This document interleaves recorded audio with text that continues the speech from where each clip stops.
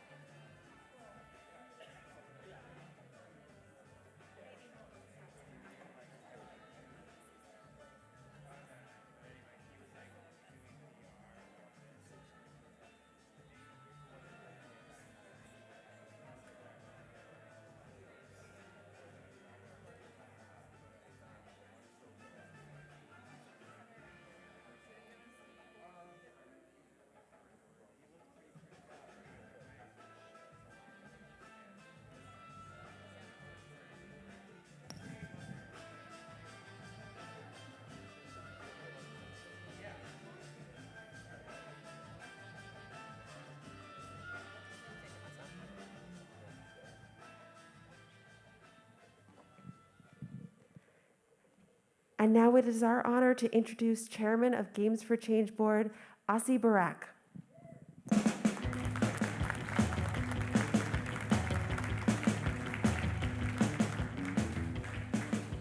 Good morning.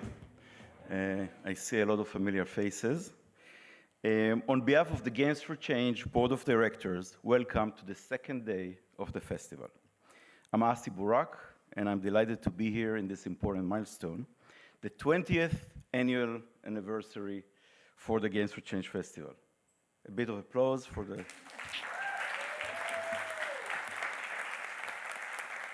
And obviously, we're not only celebrating the organization, we're celebrating the field. I had the privilege of being the president of Games for Change from 2010 to 15. Now I'm the chairman, and as I like to say, the best decision I ever made was to hire Susanna to transition and take the lead after me. Which is to say, I had a front row seat in the organization and community's exciting journey in the last 2 decades. Yesterday, you heard some of the founders, the original founders of the organization, and how the past and present come together. I'd like to offer a complementary perspective focused on the phenomenal growth of this field as we've seen it since 2004. So I'm sharing my 2 cents, which is 2 reflections on the history from my modest personal perspective. The first one is about the surprising and unpredictable evolution of the medium. Those of us who were here from the beginning were almost like invited to turn into amateur anthropologists or historians and try to reflect on what transpired versus our predictions. You know, what were our expectations and where we ended.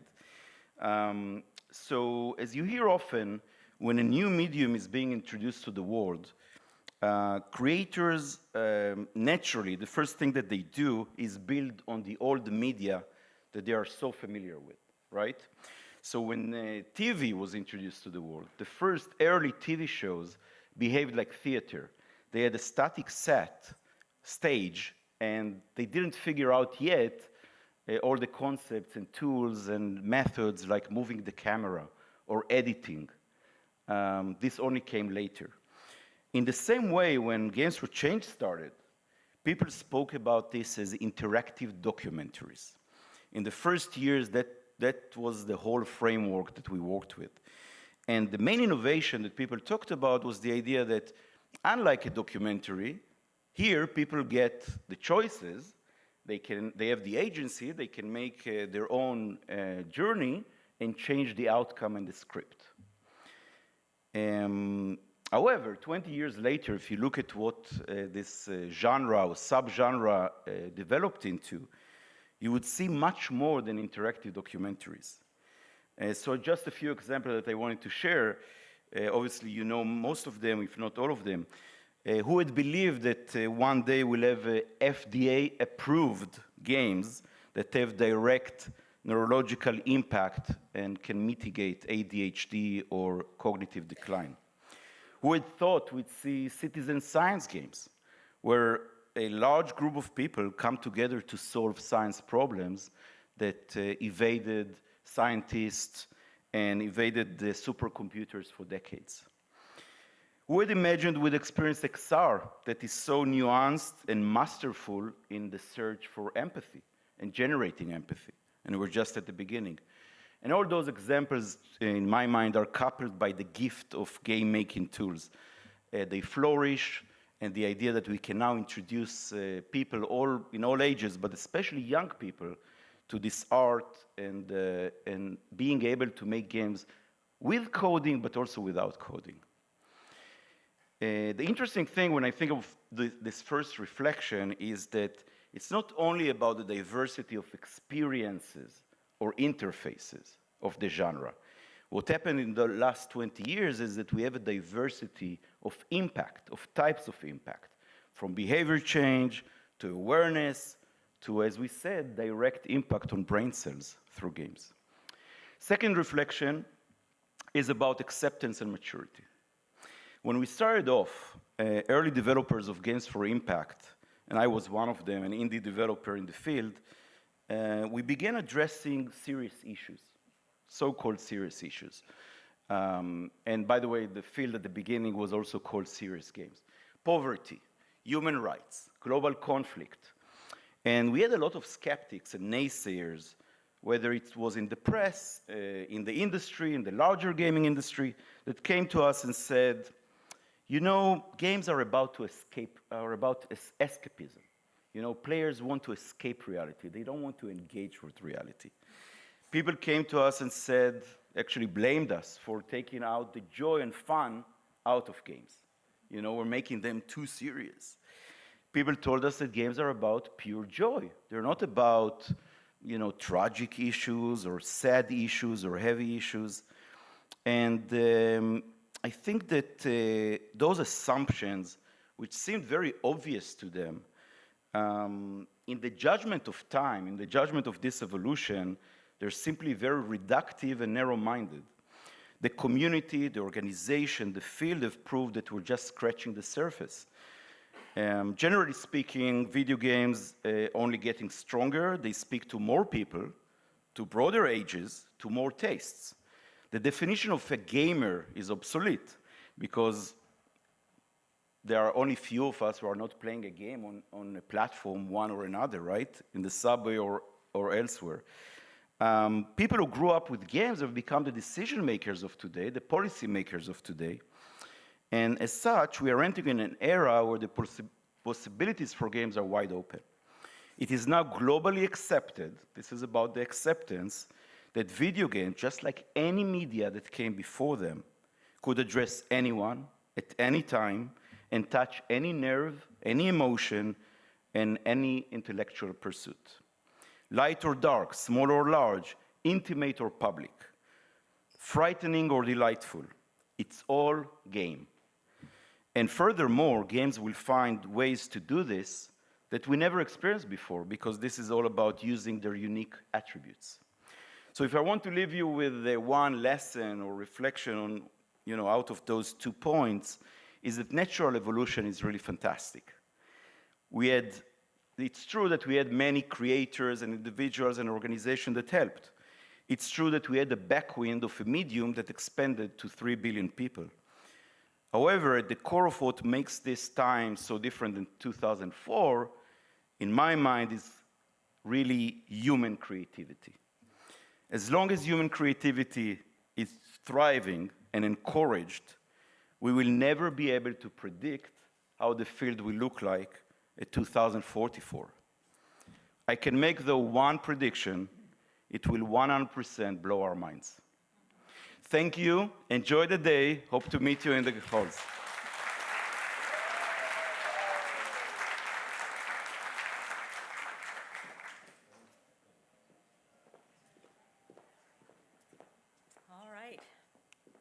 Well, thank you all so much for being here with us for the second day of the Games for Change Festival.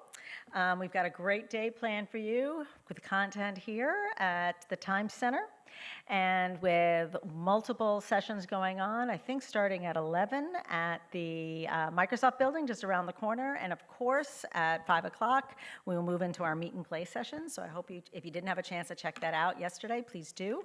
And we do have our immersive arcade, which is taking reservations. So we have a great system where you can actually book a time for you to try one of the immersive experiences. So for our first session of the day, I am so excited to get to introduce our very own Chief Operating and Programs Officer, Arana Shapiro, along with Alex Cervello, the Director of Corporate Social Responsibilities at Verizon, with a special announcement.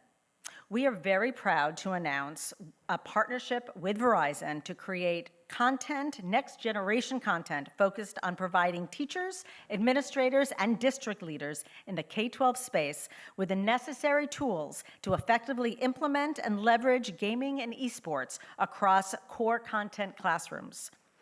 I know, right? Awesome! Arana and Alex will talk about the partnership and the resources made for the Verizon Innovative Learning HQ platform. So please welcome Arana and Alex to the stage.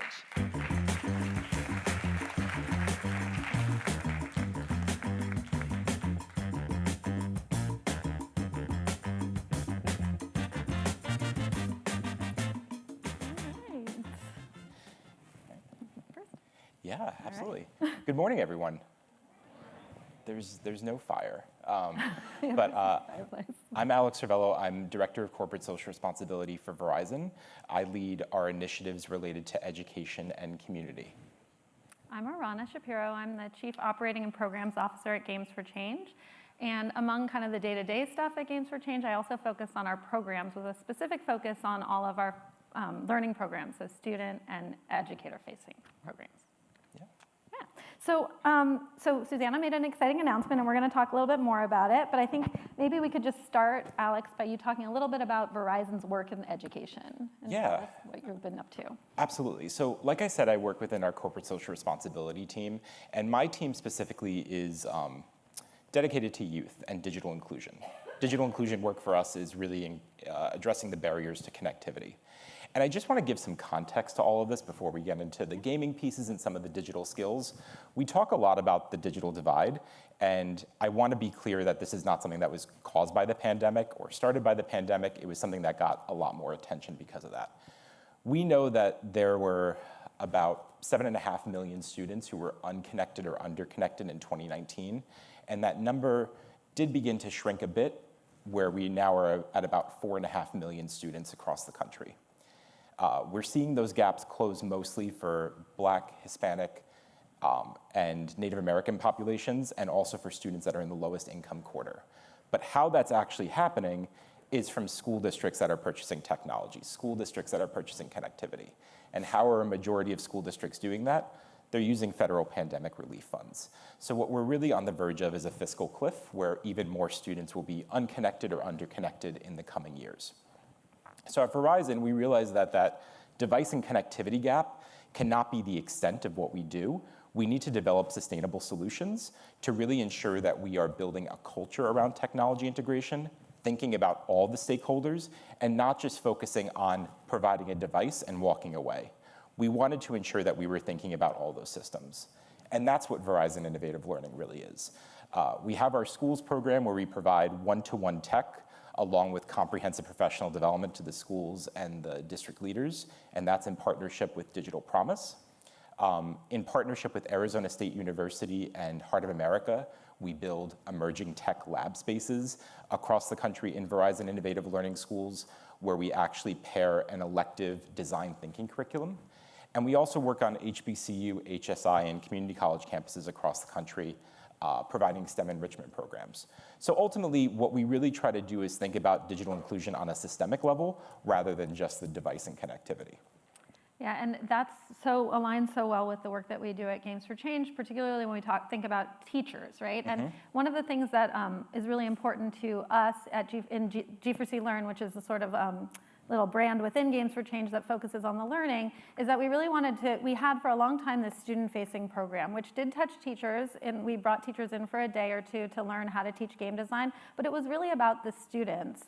And one thing that we know is, like, kids, we don't have to convince kids that games are good, right, or that they want to play games, but really it's about how do we create a ecosystem within a school, right, where lots of people are thinking about this work and participating in this work. And one of the things that we did at Games for Change was really start to lean into the teacher professional development. Like, how can we really blow that up a little bit to make it a little bit more robust? Because we know that the transformation of teacher practice is really where we're going to see the transformation of classrooms, right? So it's not, again, just to your point, it's not just the bringing in the tools, but how do you use them? And that lies with the teacher, right? Whether it's teaching them how to use specific tools or teaching them mindsets that gaming can do, but also just the idea that kids are going to know things that you might not know, and how do you work together? I mean, it's a mindset shift, right? And so I think that's a place where Verizon and Games for Change really aligned to come together. Absolutely. Yeah. So maybe we could talk a little bit now, like, about what it is about gaming, like why games and esports, because it could have gone in a lot of different, and has gone in a lot of different directions, right? We are really looking at digital skills more broadly, and we have a platform called Verizon Innovative Learning HQ, where we have lesson plans, professional development, and immersive learning applications. And we look at digital skills that we can promote on a national level. I think about a few things. I want to promote digital skills that have multiple points of entry. And to me, gaming is a perfect example of that, right? You have something where you can access it from a low technology perspective, high technology, multiple content areas, multiple backgrounds, teacher abilities, et cetera. I want something where students are able to create. I think a term that we hear a lot right now is tech fatigue, and I think we need to be realistic that what we're experiencing is fatigue with passive use of technology, and we need to begin thinking about how students are actively engaged in technology. And as a teacher, one of the things that always excites me about gaming is that there's no right way to do it. It's something where you could really choose your own adventure with that. But with that being said, one of the things that we've spoken about is when we hear gaming talked about in like a broader education conference perspective, we hear about the possibility of gaming, the future of gaming. We hear about the arenas full of students, the scholarships to college, and you have to imagine how alienating that could be for a teacher or district that doesn't even know where to begin. So for us, what we really thought was the opportunity with Games for Change was to provide something real. Provide something where we took advantage of your extensive experience in providing professional development and your extensive experience in this industry to ensure that we were developing a comprehensive suite of professional development resources, some of which are actually live on Verizon Innovative Learning HQ today. Do you want to talk a bit more about the content that we have available right now? Yeah, so Games for Change is really excited and thankful to Verizon for the opportunity to do this work. It's really cool. We have started to populate stuff onto Verizon Innovative Learning HQ. Right now, what we have available are 6 courses. They're in 2 different collections. One collection is focused on district school leaders, and one collection is focused on school leaders. And the courses, I'll put it up. Okay, the courses are focused on helping the stakeholders understand how they might be able to leverage games to engage youth in their either schools, if they're district leader, or in their one school, if they're a school leader. And it really starts with kind of an overview of what the games and learning field, right? Like what are best practices? What's the difference between using a game or using game-like learning or using gamification? Like it really breaks it all down for both the school leader and the district leader, and then does the same thing. And then there's a course that does the same thing for esports. So what is esports? Why might you want to bring esports to your school? What are the opportunities available for youth? And educators, and then the last course in each of those collections kind of ties it all together by saying like, okay, now you know about games and you know about esports, and how can you make this happen? How can you set your district up or your school up for success? And one of the things that I love about this project is that it wasn't Games for Change that said, oh, we think we should do something for school leaders and district leaders, although I do. It was Verizon actually who said like, we want to do something for everybody. Like we want to make sure that all the stakeholders are kind of taken care of and paid attention to. And what I think is so amazing and brilliant about that is that for those of you who have worked in schools, or even just because you went to school, right? You know schools, and what kids want to do can only happen if the teachers want to make it happen. What teachers want to do can only happen if the school leaders want to make it happen. And what school leaders want to do can only happen if the district leaders want to make it happen. And none of it can happen without everything working together. And so there's a kind of brilliance in trying to level up all these different groups so that they can really make change in their schools. Yeah, absolutely. And I think you picked up on 2 important ways that we sort of do all of our work within Verizon Innovative Learning. One is that we never work in a silo. We always leverage experts like Games for Change, or Arizona State University, or Digital Promise, or New York City Media Lab with our applications to really think about, are we addressing the most pressing need in this space right now? And we also try to bring in the voices from students that we work with, teachers that we work with. We have advisory panels of them. So I think that that's really critical for us. And then what you also picked up on is direct services to students are something that we see a lot of. We see a lot of photo opportunities where you're providing something to a student and giving it. And those are all well-intentioned and important. But if we want to make systemic change, if we want to actually see gaming or any other digital skill really become part of the culture of a district, we need to be addressing all those stakeholders. I really love in your professional development courses that you have on Verizon Innovative Learning HQ, just even the very simple guide of let's talk about how you get buy-in from all these different stakeholders and how do you actually have this conversation with parents, your board, your superintendent, because for any of us who have been in a district, you have a well-intentioned educator, maybe some really incredible students, but you're trying to convince IT, why do you need firewalls taken down? You're trying to convince a principal why they should be giving you club access to run an esports club.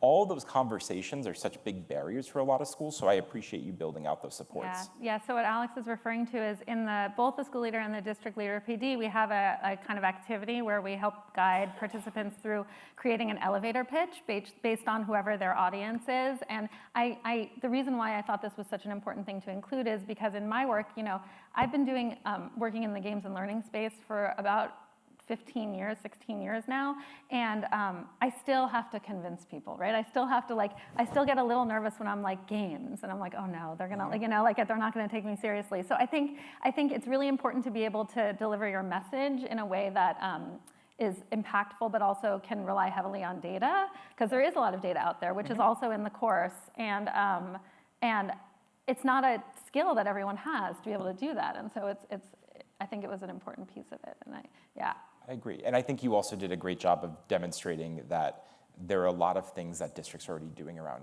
game-based learning, gamified learning, that I think is critical as well. Maybe we can talk a little bit about what's coming next in this, because right now you have district and school leader PD. By the end of the summer, we're gonna have a teacher course for educators around using games that'll be a little bit more in depth than the district and school leader, like really the nuts and bolts of it and how do you do it in the classroom. And then you can stay tuned for a whole bunch of stuff that's coming. We have a career and college readiness curriculum or a kind of pathways curriculum.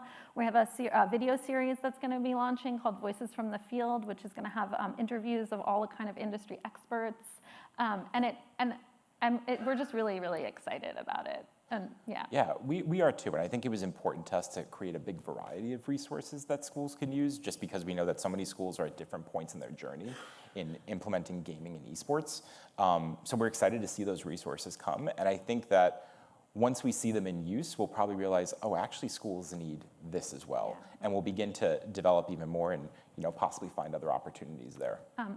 So while we have you here, I wonder if you want to talk a little bit about you mentioned them a little bit at the beginning, but the other things that are happening on the platform and how the Games for Change stuff kind of integrates and fits into it all. Yeah, absolutely. So Verizon Innovative Learning HQ, which you can access if you go to those QR codes, it is a platform that houses, essentially, we for 10 years have been in schools through our schools program, our labs program, our STEM Achievers program, and we realized that there was an opportunity to take all this professional development that we've developed, all these lesson plans that we developed, that we've perfected over the course of 10 years, and make them available to anyone that wanted to use them. So, for instance, our entire lab curriculum that was developed by Arizona State University, who's also here, and you can hear them talk more about some of the resources they've created. All of their curriculum that they created as part of the lab program is available for free to anyone to access. All of the professional learning that is aligned with micro-credentials from Digital Promise is available for free, and you can earn a micro-credential from Digital Promise for free. So that was one piece. We wanted to make sure that all of our best practices were available. But the second piece was that we also had an opportunity with New York City Media Lab where we developed a series of ed tech applications, and we wanted to make those freely available for anyone. And what we saw as an opportunity as well is while some of these apps started as virtual reality apps that required headsets, we saw an opportunity to actually democratize access to them and begin creating web-based experiences. So we're in the process of building that out so that some of these actually are web-based and device agnostic so that anyone can access some of those experiences. But really this entire site is around giving educators, giving school leaders, giving informal educators the tools needed to really effectively integrate technology. And I think gaming is an area that we really had a gap. It's something that we saw a lot of interest in, so we were really excited at the opportunity to build this together. We were too. So, and so what's next? Like, where's the platform going? What's the future vision? Yeah, I think we have a significant amount of content on the site, and I think that one thing that we're constantly doing is getting as much user feedback as possible about what is working, what are things that we need to embed even further.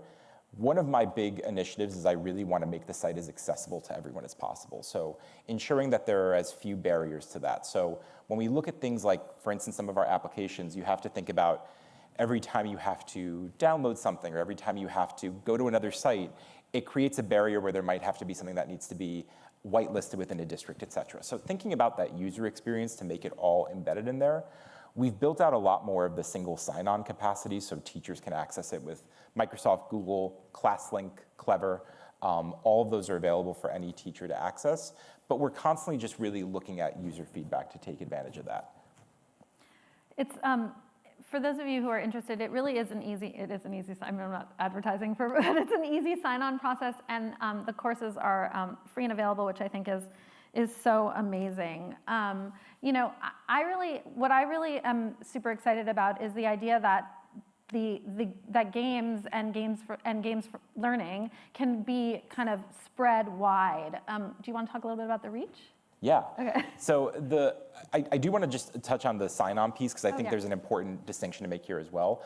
I think that whenever we talk about corporate platforms in education, there's always a little bit of hesitance of like, do I really want to put my information on there? And I think that there's an important piece to understand that one, we align with the privacy policy within Verizon, but also, since it's a corporate social responsibility initiative, we maintain all of that data within our own platform. That data is never shared to the business. It is never used to send out promotions on Verizon services or devices, and I think that's an important distinction, that this is not a sales pitch. But secondly, when we talk about the reach, our goal is to reach 10 million youth with digital skills training by 2030. As of the end of 2022, we have reached 3.1 million students through all of our initiatives. So we've made a significant amount of progress. I think that gaming is really an opportunity where there are a lot of schools who are looking for resources, and I think that it's really going to help us in reaching even more students with high quality technology integration. Yeah. So Arana, I'm curious, as we think about our entire suite of services that we're creating for esports and gaming, what does success look like to you? You know, I think success, it's interesting. The success indicator for me with this kind of work has been consistent almost through the entirety of my time working in games and learning. I think what I'm really like hopeful for and excited about is the idea that games will be something that's kind of accepted as an integral part of teaching and learning. You know, I believe deeply in the power of play. Like I talk a lot about the power of play. When I started, I taught very young children, not very, but first and second graders.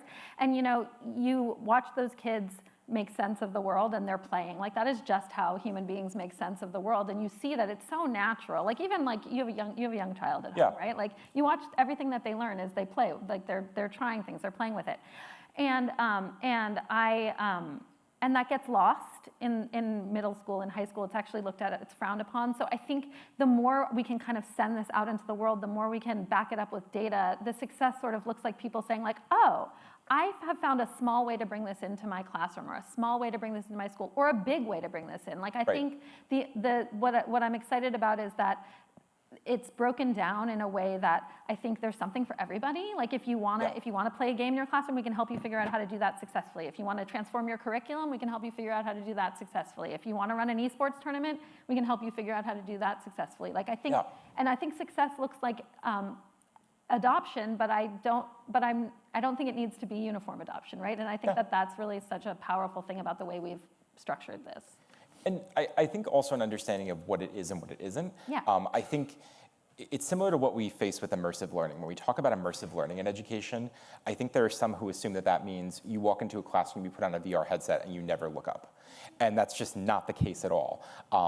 And we also don't want it to be a one-time 10-minute experience, and then you never go back to it again. But there is a wide range of what it can look like within that. And I think similarly with gaming, we have the same. When I think of success for this program, I want to see a district on the stage. I want to see a district talk about how they used our resources to actually help them develop an esports program, and really look at it from a few different perspectives. And I think that would also be incredibly helpful for us as we continue to build out this program. Absolutely. Yeah. We are just about out of time. I'm wondering if you want to, we have Verizon is a huge supporter of this festival, but also we're highlighting a lot of the work that Games for Change has done with Verizon, but also the work that Alex has mentioned during this talk at the festival in these sessions. So we have a panel coming up later today at the Microsoft building on exploring esports and gaming in K-12 educational systems. Nick Matula from my team at Verizon will be presenting along with some of our partners at Arizona State University, as well as Games for Change, on what we are really building there, and I'm excited for you to see that from a partner perspective as well. Later on today, Arizona State University and our partners at Current Studios are actually leading a workshop where we're looking at the Verizon Innovative Learning Lab online, which is an experience that we built out on Verizon Innovative Learning HQ, really built out of us realizing that there was a need to democratize that access to emerging technology. And I'm so thrilled for the work that they put into that, and also that it's not edutainment, but it's actually an experience that lines up with standards and is really well thought out from that perspective. And then tomorrow, our partners at New York City Media Lab will actually be doing some displays of our immersive K-12 ed tech applications. So you can actually experience those there and see some of what that immersive education experience looks like on Verizon Innovative Learning HQ. Great. Yeah. So hopefully you all will check out some of these sessions, and we can thank Alex for sitting down with me to talk a little bit about the programs. We're good. Thank you.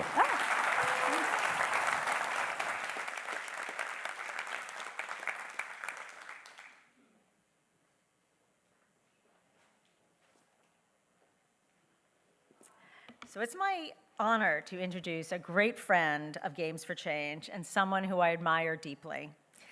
Leo Alebe is a G4C board member and also global head of YouTube. It's not the first time Leo has graced our stage, and he always delivers and inspires and sometimes draws out a few tears in us.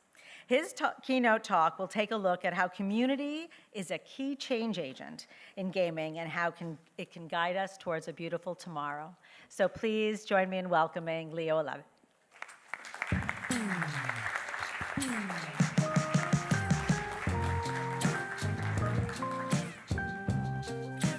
How's everybody doing? Good? Yes? Ready to rock and roll?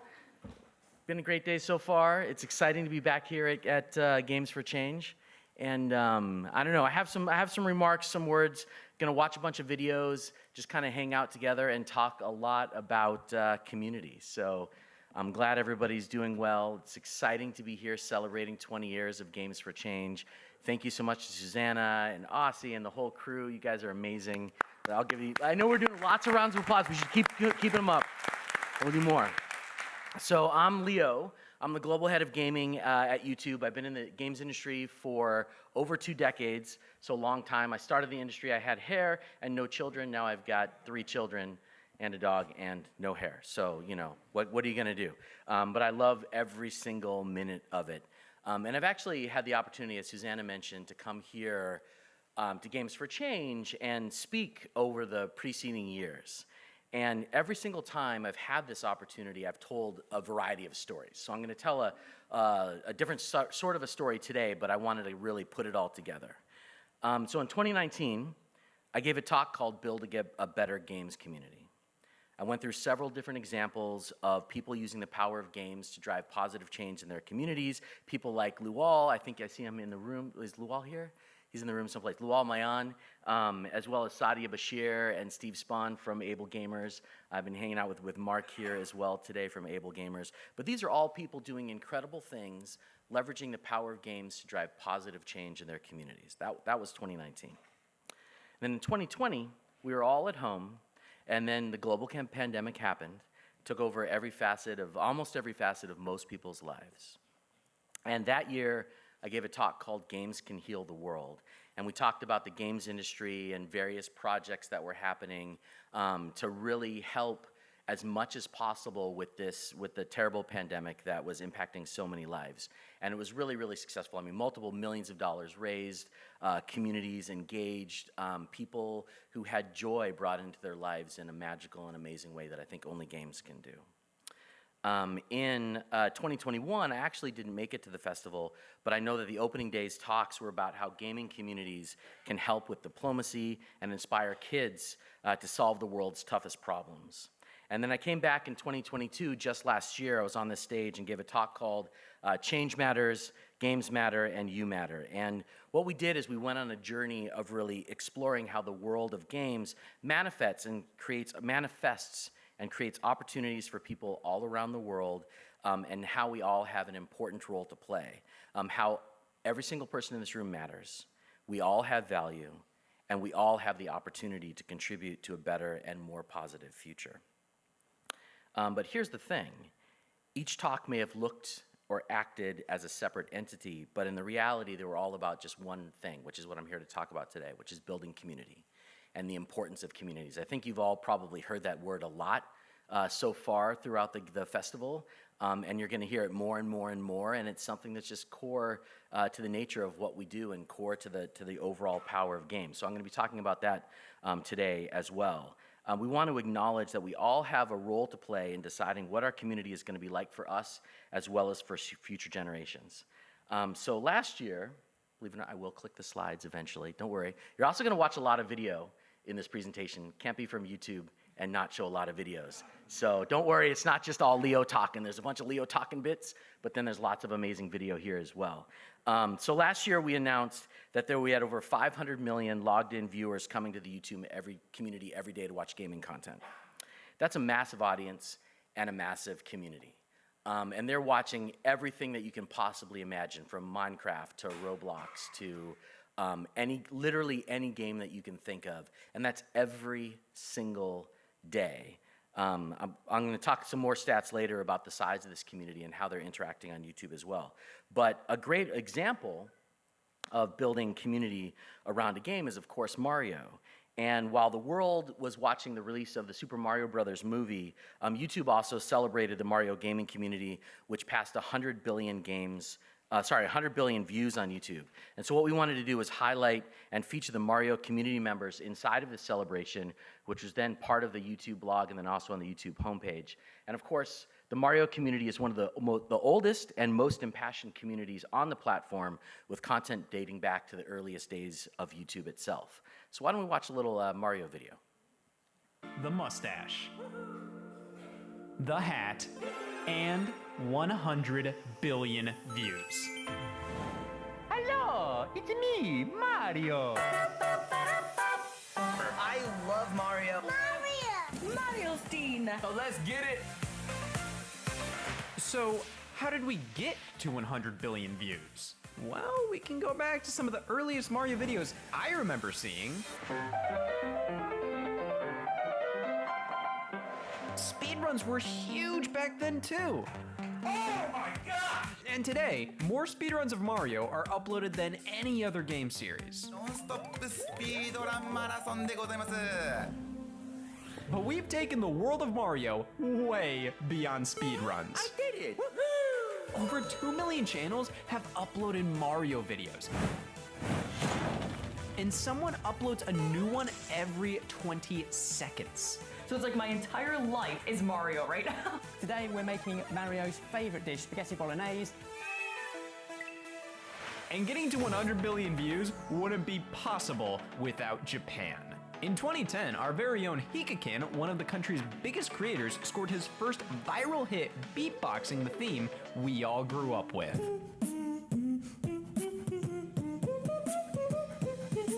And over 60% of all Mario Maker views come from Japan.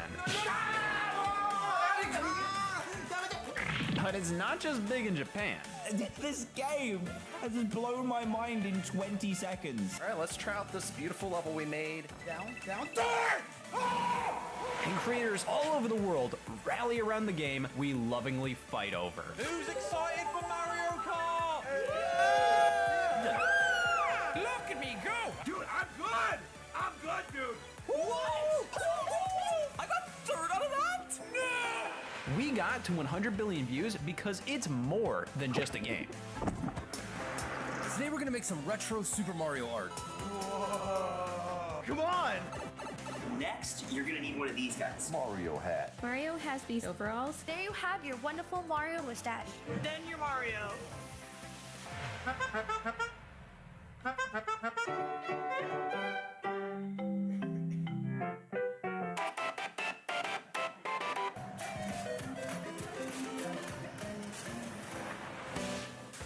We celebrate Mario in infinite ways. All right, let's go. I got Mario painted on my lids. Let's make some boba. And there she is, all finished. And with over 2,000 channels dedicated to the Mario universe, we're 100 billion views and growing. El mundo de Mario Bros. What? This is cool. So, when you combine the Mario games we love to play, Oh my God, that's mine. What is happening? Yes! There we go. This feels nice. To the pizza party! the Mario characters, who we pretend to be, I spotted Mario. the Mario universe that we wish we lived in. It's a me, and a you, and a you. We get all of us and the magic we make every day. We did it! Thank you. Ta-da! And that's how we got to 100 billion views. I won that game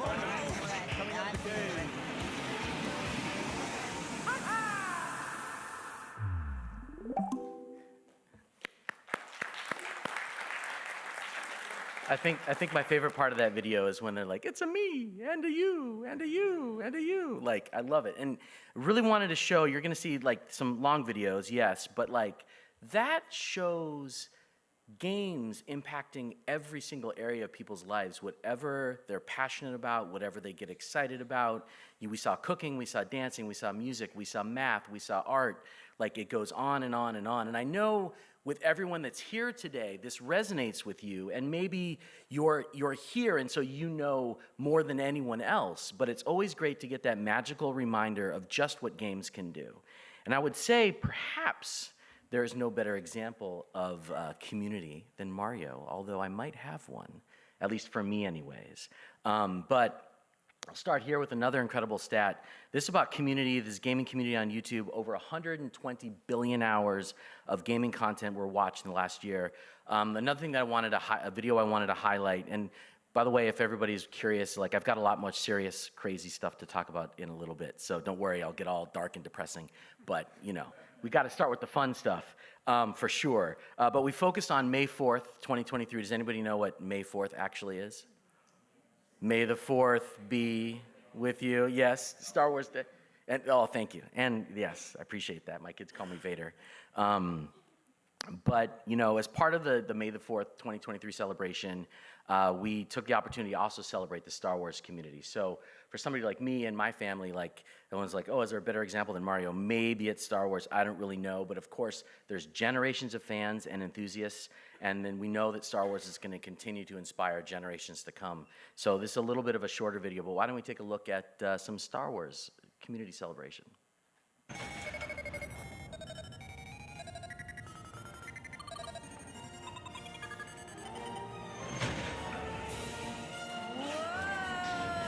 Dude, that Wookiee just went flying.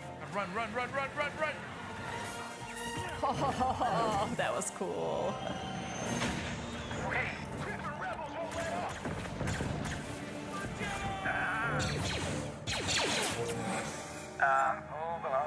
I truly hope you enjoyed this epic outing. Avenge our Emperor! Hulk cannot save them!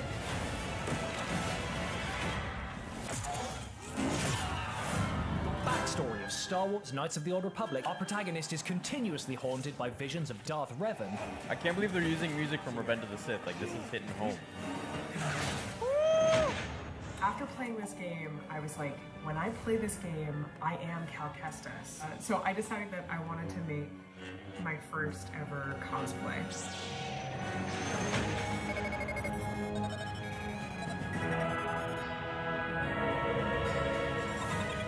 I think we are all very excited for the new Star Wars Jedi Survivor. Battle droids? What? Let's go! Yeah! And may the 4th be with you. May the 4th be with you. May the 4th be with you. There you go. So may the 4th be with everybody here in this room as well. I love these videos, and I just love how they show off these communities coming together. I played a lot of Jedi Survivor myself. I played a lot of Star Wars games, and it's something that, I just think really resonates, and again, is a testament to what the power of games can do to bring people together. So, and of course, it's always fun to be able to play a Star Wars video at a conference. But one of the most exciting things to me about the videos that we've watched so far, and hopefully everybody has noticed, is the fact that they're so global. And gaming is something that, of course, transcends languages and borders. And I recently did an interview with Expansión, a Spanish language news magazine in Mexico. And as part of this interview, we announced some interesting stats. So did you know that 64% of Mexicans who consume YouTube prefer the experience in worlds offered by video games? So of people who are watching YouTube, like they prefer to tune in and watch the video game content. Also, 57% of Mexicans surveyed by YouTube think that video games are much more visually attractive than movies. We've heard a lot about the games industry. It's bigger than movies. It's bigger than the biggest entertainment industry in the world, et cetera. But we're seeing it more and more in even like these smaller populations and pockets around the world. And I think it's important to continue to emphasize the role that video games plays in everybody's lives and what they're tuning into and what they're interested in. Google also recently announced programs where we're going to be training game developers, students, content creators, esports athletes in Saudi Arabia. The training is actually going to be held in partnership with entities such as the Ministry of Communication, Information Technology, Center for Digital Entrepreneurship, the Game Founders Program, the Ignite Initiative, as well as the Saudi Esports Federation. As part of this program, we're going to be doing something that we call Google Days. So we're going to be inviting university students to learn from the company's gaming experts and partners from around the games industry. And what we want to do is host training programs with over 250 students from Al-Asa, Jeddah, Riyadh, Dammam, like you name it, starting this September in partnership with Code. We've also done a workshop specifically around Esports Federation and the Gamers 8 conference for 50 Saudi-based creators and esports players as well. So we're talking about gaming content, channel optimization, how do you develop an audience on YouTube, how to grow engagement with your gaming community, et cetera. So we're doing our best, as with all of you here, to really bring and highlight the influence of gaming around the world. We're also hosting a special, what they call an Anna Batala session. So part of this is YouTube's Batala program to empower female creators as well. And in jumping over to the UK for a moment, we ran a very interesting study that shows that the gaming community and gaming itself is something that enhances all aspects of a person's life. And we talked about it either earlier when I said, change matters, games matters, you matter, and we all have something important to say. We all have value to bring to the table. It also, of course, extends into the world of employment and jobs. So according to a survey by CensusWide, 70% of recruiters in the UK said that they've seen more young people under 25 years old listing gaming as a hobby on their CVs in the last 5 years than they had previously. And I think that's really, really exciting. And gamers are starting to feel good enough about their hobby that they're willing to list it on their resumes. I mean, if that's not a testament for how far gaming has come, then I really don't know what is, where you can actually, for whatever game you're playing or for whatever levels you're solving, people are recognizing that you're building skills that are relatable to the workplace. And that is phenomenal. In the same survey, it gets even better though, and in the same survey by CensusWide, 56% of recruiters in the UK said that they're more likely to hire someone who's a gamer and who could talk about the skills that they've developed gaming. So once again, another plus up into the gaming column for getting jobs. And they said communication, eagerness to learn, good time management, the ability to take initiative were some of the most useful skills to look for when hiring somebody for an entry-level role, and those are all things that you're learning while playing games. So jumping back over to the UAE and Saudi Arabia for a second, this idea about job skills being important is reinforced even more when we learn that more than 8 out of every 10 recruiters in the UAE and Saudi Arabia are more likely to hire somebody who's a gamer and can even speak about the skills that they acquired through games. So we're in the middle of a movement here, and something that, again, maybe everybody in this room already knows, but is really, I think, transcendent, and gaming moving into another sphere altogether, where it's being recognized as something that adds value to every aspect of your lives, especially your employment. I published an article, an op-ed in Wired last week, and they ended with a thought that I think is at the center of the capability and the potential of community in gaming, and this is what I wrote. Unless there's a conscious effort to tackle prevailing stereotypes around gaming, there's a risk that the skills and experiences of a diverse and active portion of the population will be overlooked or dismissed. And by creating an environment that is more open to welcoming an activity that is very much part of the popular culture and welcoming it back into the world of work, we can unlock the untapped potential of gamers. So that's a lot. It's a lot of stuff. We know that gaming builds community. We know that gaming impacts every single area of people's lives. We know that gaming can be a great platform for building unique skills as people enter into the jobs market. It all starts and is centered around this idea of community and why people game and why people game together. That's a lot.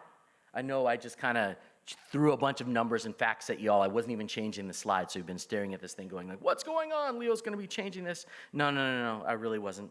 But as a closing, and this is, I think there's perhaps no better example of community than what the world saw around the Minecraft creator Technoblade. Is anybody in the audience familiar with Technoblade? Yeah? Yes, there you go. Technoblade never dies. So as I started working on this, I really wanted to share the story of Technoblade with y'all. And I kept trying to think of a way to make the following video shorter or tell a different version of the story, but I failed every single time. So instead, I really, would love to share this video with you. It's rather long, but it's extraordinarily important. And it's important to take the time to be educated and inspired and go deep on understanding exactly how impactful a gaming community can be. So this is gonna be a video that still tells the story of Technoblade, a Minecraft YouTuber who had an incredible impact on his community and still does to this day. So I'll come back and say thank you after this, but please enjoy and learn from the incredible story of Technoblade. Search the phrase Technoblade Never Dies on YouTube, and you'll find tens of thousands of videos that have over 100 million collective views. They all refer to the late Technoblade, a 23-year-old Minecraft creator who won legions of fans thanks to his gaming talent, humor, and courageous life story. He was talented and also very entertaining. He would just make you smile and laugh. He was so much more than just a content creator. So much more than just a Minecraft YouTuber. Technoblade never dies. Technoblade never dies. Technoblade never dies. But to understand the evolution of the phrase, which has now become a phenomenon, we have to go back to October of 2013, when the then 14-year-old Technoblade uploaded the first video to his namesake channel. Hey guys, I'd just like to preface this video with an explanation of what goes on, because when I am concentrated, I don't talk at all. And as the teenager grew, so too did his audience, drawn in by his magnetic humor and exceptional gameplay. And I'm already only getting by the skin of my teeth, and teeth don't even have skin. That's how you know it's messed up. In 2017, we find the first mention on YouTube of what would become the iconic phrase. The one rule of Skywars, Technoblade never dies. No! Subscribe to Technoblade. And as Technoblade absolutely dominated Minecraft, Don't mind me just obliterating this poor player. The seemingly literal phrase gained traction among his fast-growing fandom. Technoblade never dies! And he wouldn't! No one was doing what he was doing. He was unmatched. He even amazed his fans by beating Minecraft on hardcore mode using a steering wheel. Oh wait, it's just straight up right here. Look at this, I've got my own figurine now. I'm like Batman. On August 8th, 2019, Technoblade surpassed 1 million subscribers and received his gold play button. Well guys, we did it. 1 million subscribers. I am now officially a big boy. The next year, he was invited to join Dream SMP, which features some of the world's best players. It was here his oft-cited refrain would become synonymous with his gameplay. Technoblade never dies! Never question me again, chat! Iron armor, no helmet, doesn't matter. I do not die! The live streams grew even beyond the game itself by inspiring art based on the mostly improvised plotlines of the roleplay themed server. I have a pickaxe, and I'll put it through your teeth! And later that year came a now legendary duel. YouTube superstar Mr. Beast challenged Technoblade and Dream SMP founder Dream to a head-to-head battle royale, with the winner emerging as YouTube's supreme Minecraft champion. No! Technoblade, you animal! Techno never dies! Over the following months, Technoblade's channel rocketed to over 8 million subscribers, at which time his growing legion of supporters turned what was a creator's catchphrase into a fandom's rallying cry, perpetuating the slogan, Technoblade never dies. across social media, and YouTube comments, and even fan art. Then suddenly, in June of 2021, Technoblade vanished.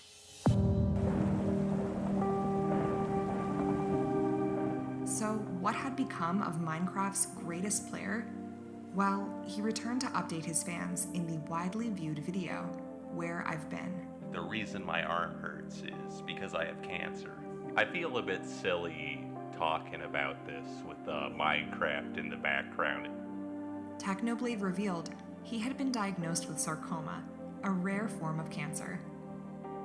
The video logged over 15 million views, with over 50,000 mentions of his iconic refrain, Technoblade never dies, popping up across social media.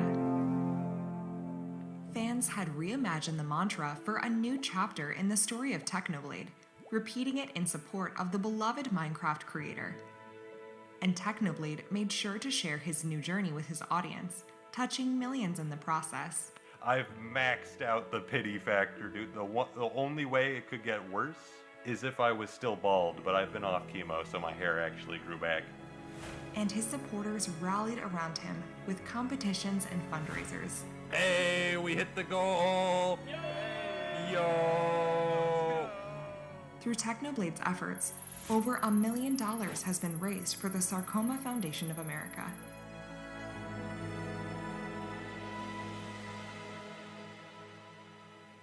Tragically, Technoblade would succumb to his illness. On June 30th, 2022, a final video appeared on Technoblade's YouTube channel. Hi, I'm Technoblade's dad. He wrote a message and he asked me to read it to all of you. Hello everyone, Technoblade here. If you're watching this, I am dead. Thank you all for supporting my content over the years. If I had another 100 lives, I think I would choose to be Technoblade again every single time. The outpouring of grief was instantaneous. Both his friends and supporters responded in disbelief and anger. But they'd find creative outlets for their pain. Skyblock teaches us that no matter how ridiculous the odds may seem, within us resides the power to overcome these challenges and achieve something beautiful. That one day, we'll look back at where we started and be amazed by how far we've come. It's not over. This isn't me. Farewell. And Technoblade's signature slogan evolved into its final form, Technoblade never dies. repeated in tribute to the enduring legacy of the great Minecraft player. In the first days after his passing, Technoblade's final video amassed over 125,000 comments with the phrase, Technoblade never dies. Since his death, an average of 300 new videos with Technoblade Never Dies in the title are uploaded every day. It's as if the gaming community is keeping the memory of Technoblade alive, so that he remains among them, even if only in spirit. Before his passing, Technoblade unlocked all of his unlisted earlier videos, creating a time capsule of his life on YouTube. So with the immortal phrase, Technoblade lives on, he lives on in over 900 videos that continue to bring smiles to faces.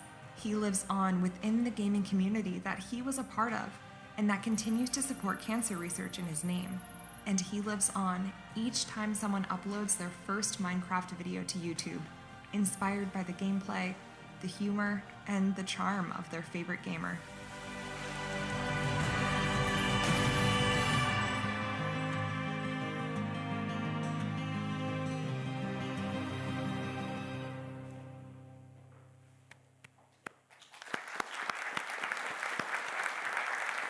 So I can kind of not think of a better example. Maybe there are no better examples of the power of community than Technoblade. So we'll end it there, but I just really wanted to emphasize community is everything. Community is how we find each other. Community is how we have the opportunity to change the future of this world that we live in. So I encourage everybody, continue to find your tribe, find your community, help them be positive in bringing people in and not pushing people out. But, you know, maybe the way to end this is very simply, Technoblade never dies. Thanks.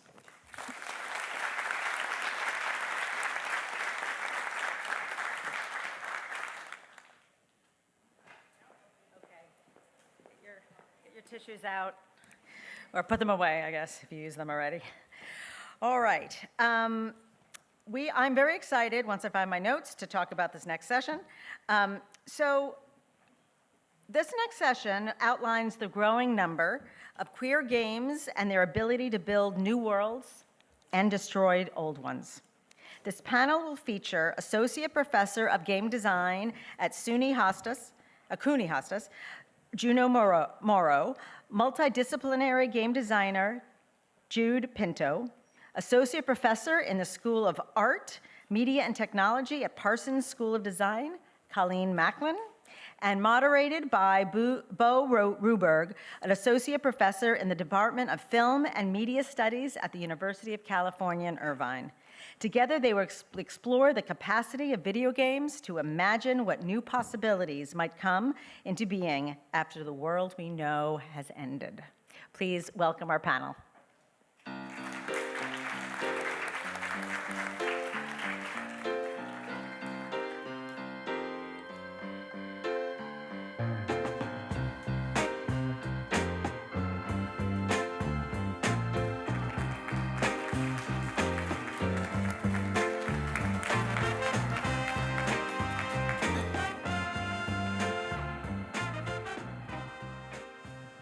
Hi, everyone. Welcome. I'm Bo Ruberg. Here on stage with me are Colleen Macklin, Juno Morrow, and Jude Pinto. Welcome to our panel with an easy breezy topic to start you off the day, the future of queer games and the apocalypse. Thanks very much to Games for Change for having us, and especially to Lindsay Grace, who helped this session come to life. The structure of this panel is going to go like this. I'll speak for a few minutes just to get us oriented, and then I'll introduce my co-panelists. Then they'll each speak about their own game design projects for about 5 minutes, and then I'll have some questions to spark a kind of group conversation between us. So here's me. I'm Dr. Bo Ruberg. I am a professor of film and media studies at the University of California, Irvine. My research generally is on gender and sexuality in tech, but my specialty is in queer video games, so kind of LGBT issues in video games. My work has two sides. So there's a theoretical side where I'm looking at how video games have this immense queer potential that goes beyond LGBT representation on screen. But there's also a community side where I am working with queer and trans indie game designers. These are folks who are making scrappy, experimental games that are by and for and about queer people. So these are not empathy games for straight, cisgender players. These are queer games. So what about the apocalypse? Let me kind of walk you through the situation we find ourselves in today. We are living in apocalyptic times. Our lives are marked by constant threats of climate crisis, global pandemic, and a rise in reactionary anti-diversity politics that undermine our very right to exist as LGBT people. Games are the medium of the apocalypse. There is a huge number of games that are set during or after the end of the world. That includes AAA video games, but also smaller video games and analog games. Games allow us to imagine and also to play with otherwise unimaginable changes to our world. Unfortunately, the relationship between queerness and the apocalypse in games has often been problematic. So we see this especially in AAA games where queerness itself is portrayed as apocalyptic. Queer people or queer desires are often shown as being the thing that destroys the world. Even when people aren't destructive, queer people aren't destructive in these games, their lives in the post-apocalypse are shown as bleak and full of pain. However, over the last few years, we're seeing an important change. Queer and trans designers have begun reclaiming the apocalypse. More and more indie games are embracing the idea that queerness might just be so powerful that it can destroy the world as we know it. A world dominated by racism, capitalist exploitation, and cis heteropatriarchy. At the same time, queer and trans designers are offering these provocative visions of the post-apocalypse. They're exploring what comes after the world's end, the new queer worlds that might take shape in society's ruin. Many of these worlds are filled with queer joy. Games are this immensely powerful platform for world building, for dreaming up new worlds and bringing them to life through play. But these queer apocalyptic games are showing us something different. They're showing us that games are also vital for unbuilding the world and rebuilding it in new ways. And that leaves me personally with a set of questions that I think are crucial for anyone who is invested in making or teaching or supporting games for change. What happens if we stop trying to make the world better through games and instead use games to help us end the world, at least the world as we live it today? What happens if we stop designing for incremental steps towards social good and instead understand games as playgrounds for social upheaval? What is the role of play at the end of the world? This is a question that feels all the more pressing and all the more personal for queer people and others who are marginalized and disenfranchised. What kinds of play can we play once the world we live in, a world that is actively trying to destroy us, has itself been destroyed? So with those questions in mind, I'm going to pass things to my co-panelists. Let me first introduce them. First up, we have Jude Pinto. Jude Pinto is a multidisciplinary game designer, artist, and composer based in Brooklyn, New York. After graduating with an MFA from the NYU Game Center, their thesis project, titled Paunch, Cyberspace Investigator, was accepted into the Game Center's incubator program. Today, Jude is excited to discuss the intentional ways they designed and destroyed the world of City B in Paunch. Next, we have Juno Morrow. Juno is a multidisciplinary artist, independent game designer, photographer, and educator. She's also an associate professor of game design at CUNY Hostos, where she has been developing the first public game design program in New York City. She earned her MFA in design and technology from Parsons. Morrow has presented games and spoken at sites like South by Southwest, GDC, and the Smithsonian American Art Museum. And then finally, we have Colleen Macklin. Colleen is a game designer and an associate professor in the School of Art, Media, and Technology at Parsons School of Design. She is the founder and co-director of Pet Lab, a design research lab that develops games for experimental learning and social engagement. She's also a member of the Game Design Collective Local Number 12 and the co-author of 2 books on game design. So with that, I'm going to pass things to Jude. Woo-hoo.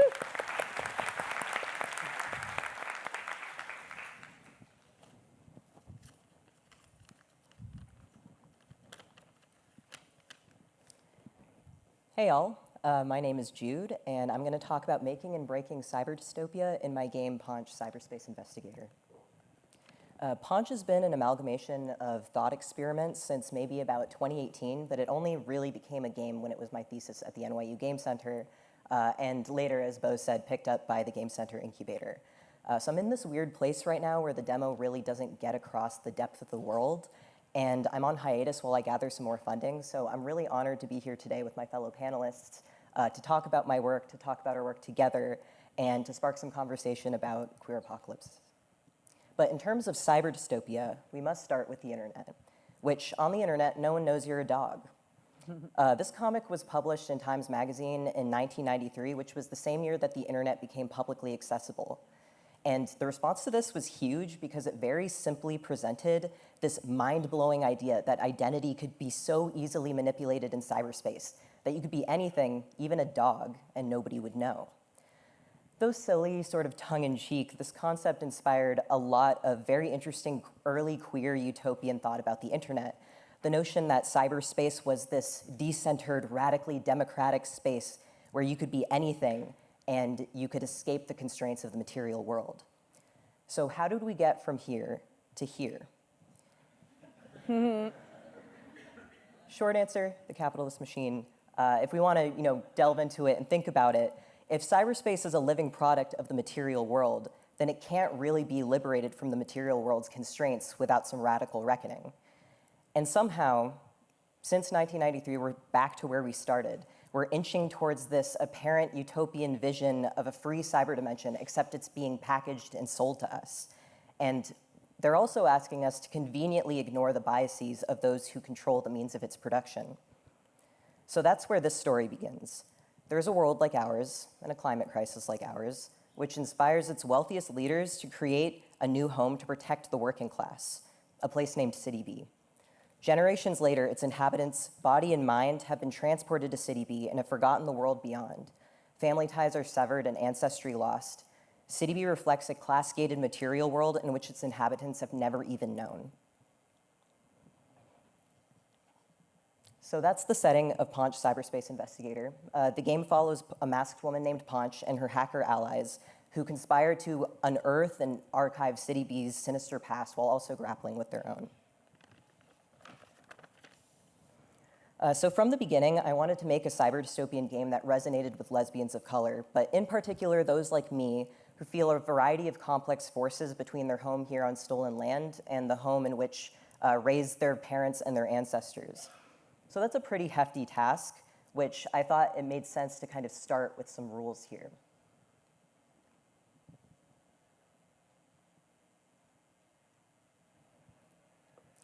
So the first half of these are really to say that I don't think that dystopia has to, I don't think the world has to crumble in one particular way. I think that people like us can still experience joy even in the end times. From a more values perspective, of course this game can't be written by one person if it involves a lot of sprawling identities, and specifically indigenous futurism. So I have a responsibility to confer with other people. When it came to building City B itself, I purposely used 3D blocks or sought out totally free 3D assets to really hit home that this is a reproducible world.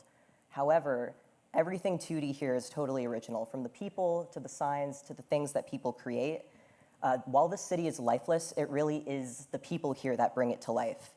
And each block is its own sort of micro-community that really reflects the communities for which it houses. Now, the people of City B can only survive through building community and finding family because everybody is poor and it's just, you can't make it on your own here.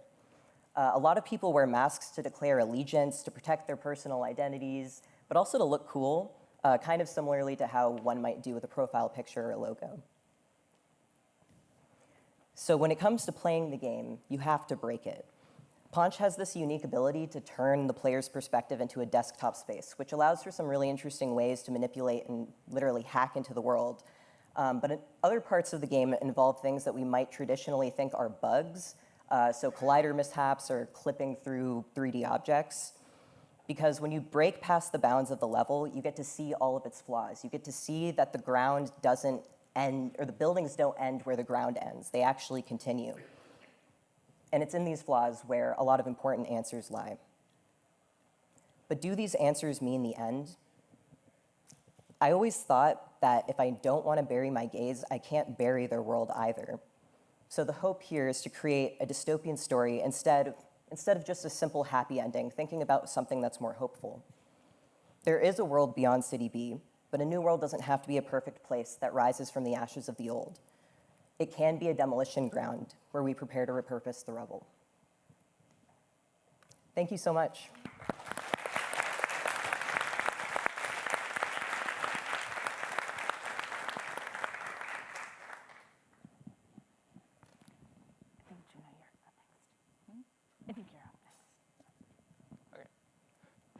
Sorry, I was waiting for the. Woohoo! Sorry.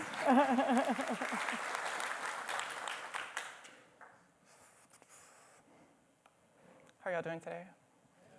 Good, good. I'm anxious.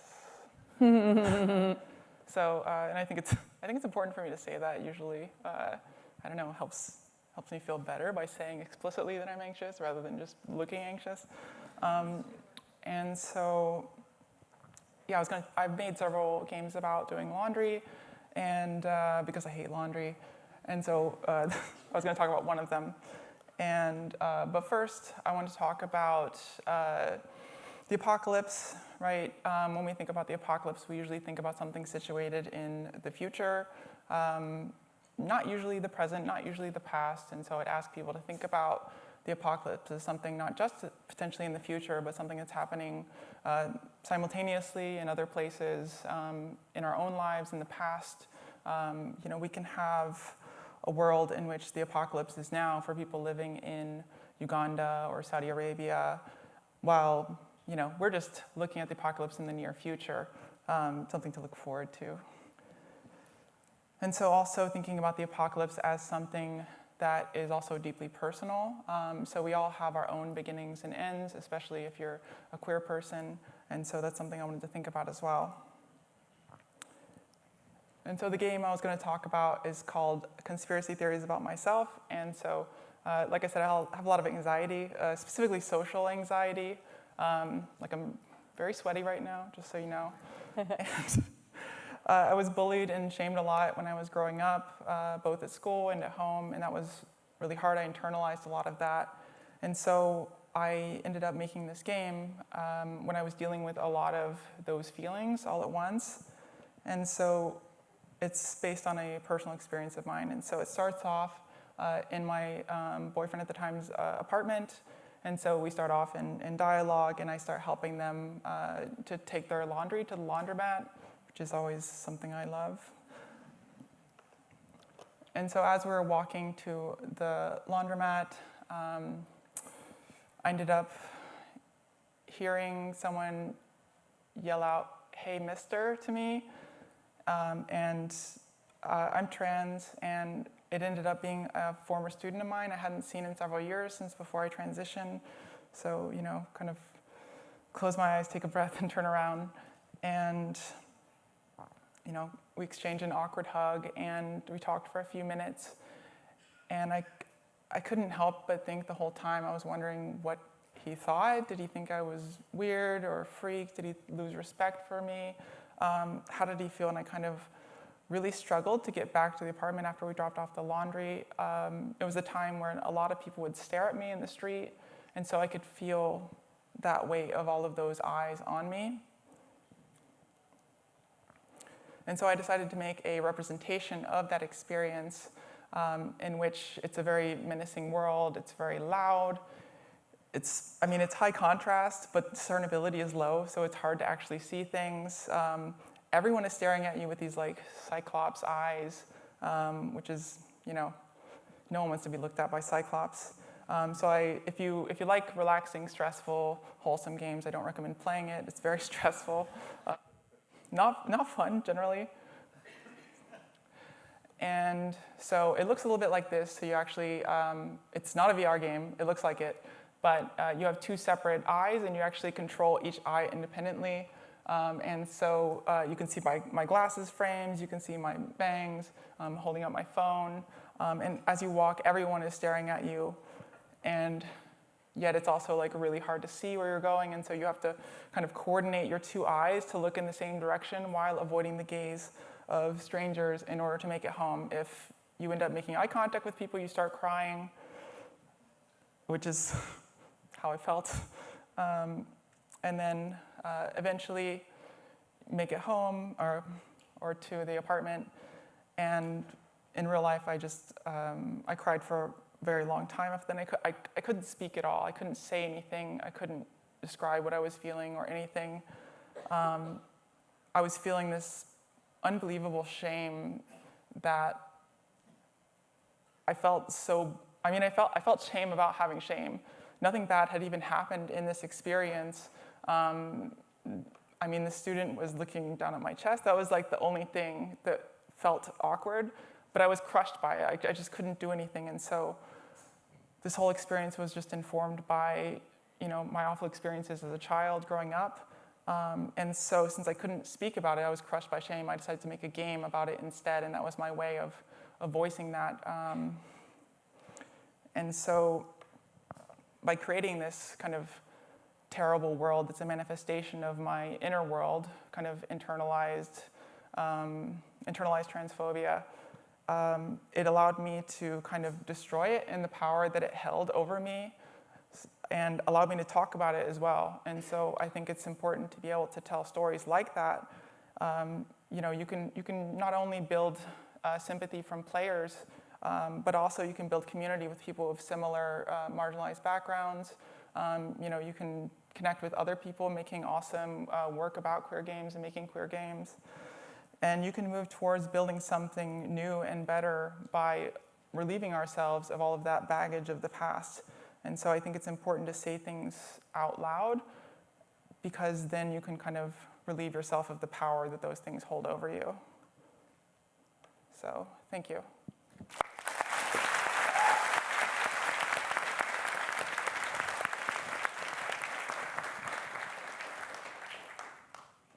Wow, I have to play these. I'm really excited. I'm Colleen Macklin. I teach at Parsons School of Design. Juno is an alum of our program, yeah. I'm currently making some games, but right now I guess I'll talk a bit about things I've done in the past. I do have a chapter in Beau's book, Queer Game Studies. And I think, oh, there we go. So I make games for entertainment with my company, Local Number 12. We're almost all of us university professors, and making games is sort of our side gig, I guess. But I make games with Eric Zimmerman and John Sharp, and Eric also teaches at the Game Center. So we're all like a happy New York City family, and we're welcoming Beau from the West Coast. And as Beau mentioned, I've written a few books, co-authored them with my colleague John, on the ideas of failure and iteration. Failure is actually a really interesting theme that I think runs through the queer apocalypse and that idea. And then also, as Beau mentioned, I run a research lab at Parsons called Pet Lab, which primarily designs games to explain complex systems and also to engage folks socially in social justice causes and forms of activism. So right now, I'm working on a series of games that I call machine unlearning. And so y'all know ChatGPT, probably. ChatGPT is the most norm-core piece of technology I've ever engaged with. Everything you talk about with ChatGPT is fairly, it's almost as if you put something through a filter and it responded with like the statistically most likely result. I've found conversations with ChatGPT to be incredibly boring. But there's other folks who are doing really interesting things with machine learning. Janelle Shane's AI Weirdness, which is a really fun and funny Twitter account looking at how these systems can actually present back to us a really skewed and strange view of our world. And so that's really what the machine unlearning series is kind of about. It's about taking these systems that are designed to take away all of our jobs and to do work towards a goal in the most common denominator way, and trying to find ways to, I guess, rewild them. This is like concepts and ideas are domesticated through these systems, I think, because they really literally are looking at the most likely word to come after the next word in the sentence, these large language models. And so I've done, I've got 2 prototypes. I've got Cloud Theory, and I don't know what this next one's going to be called, but we're right now calling it Parking Lot Rave Party. I'm working with some of my students on these projects. And then I'm not sure what the third one will be, but it will probably also include bananas. And just briefly, Cloud Theory is a game where you just look at clouds. In fact, you don't even ultimately need a controller to play this game. You can just look and listen. And I'm really interested in how one can create ambient forms of agency, can take away what we imagine to be goal. Like, games are so damn goal-oriented. Why do we always have to have a goal in a game? Why do we have to have challenges in a game? Can't we just kind of fall asleep while playing? Can't we just kind of take a break from all of this goal-oriented, productivity-focused activity? And can we take these, what one calls large language models, and actually make them a little more ethical? Can we, make them more carbon-friendly? And so we're creating these little language models using open source GPT-based tools that emit far less carbon than ChatGPT or some of these more advanced tools that sound plausible but also extremely boring. So this is a line that every time you play this game, you get different responses. You can speak to different characters. Right now in the game, we have a philosopher, largely based off, we take open source data, so we're not stealing books that are written by creators who are alive and making a living off of that. So this is trained on Bertrand Russell. It's trained on some shower thoughts. It's trained on some weird writing I did. A friend of mine gave me her diaries. And it kind of mashes all of that together to create some really interesting responses to these different shapes that are seen in clouds. And then the next game that I've just started this summer is a rave party. It's reusing a lot of models. I think Jude was mentioning the idea that anyone can make these things, right? I'm reusing objects and models from David O'Reilly, who is an illustrator, really inspires me, and a game designer and animator. And so this is all reusing those tools that have been released open source by him. This is inspired by a colleague of mine, Mackenzie Wark, who teaches at our university. She just recently released a book in the Practices series called Raving, which is about the trans rave scene in New York City and her experiences transitioning while finding this world that was accepting and amazing, but also had interesting reflections on the troubling times we do live in. But I love this quote, and the book itself is just the best. So I like to think about these things using 3, as academics, we have to make everything into 3 for some reason. My magic game design number is always 5, but this is 3. Systems, worlds, and agencies. So that's a way you might be able to think about, well, how do you start a project? Maybe I'll start with the system. I want to make something that's real crunchy and difficult and challenging. Or maybe I'll start with what the player gets to do, agencies, forms of agency. Or maybe I'll begin by imagining a world, which includes a sort of narrative. So I'm really interested in taking those ideas through these projects to think about idleness, refusal to work, to think about querying AI systems. How might one do that? We're currently trying to degender open source texts from like the 1800s, and that's not easy. And also ambient forms of agency, meaning just sit back, relax, and enjoy, instead of trying to strive towards a goal all the time. But thank you very much.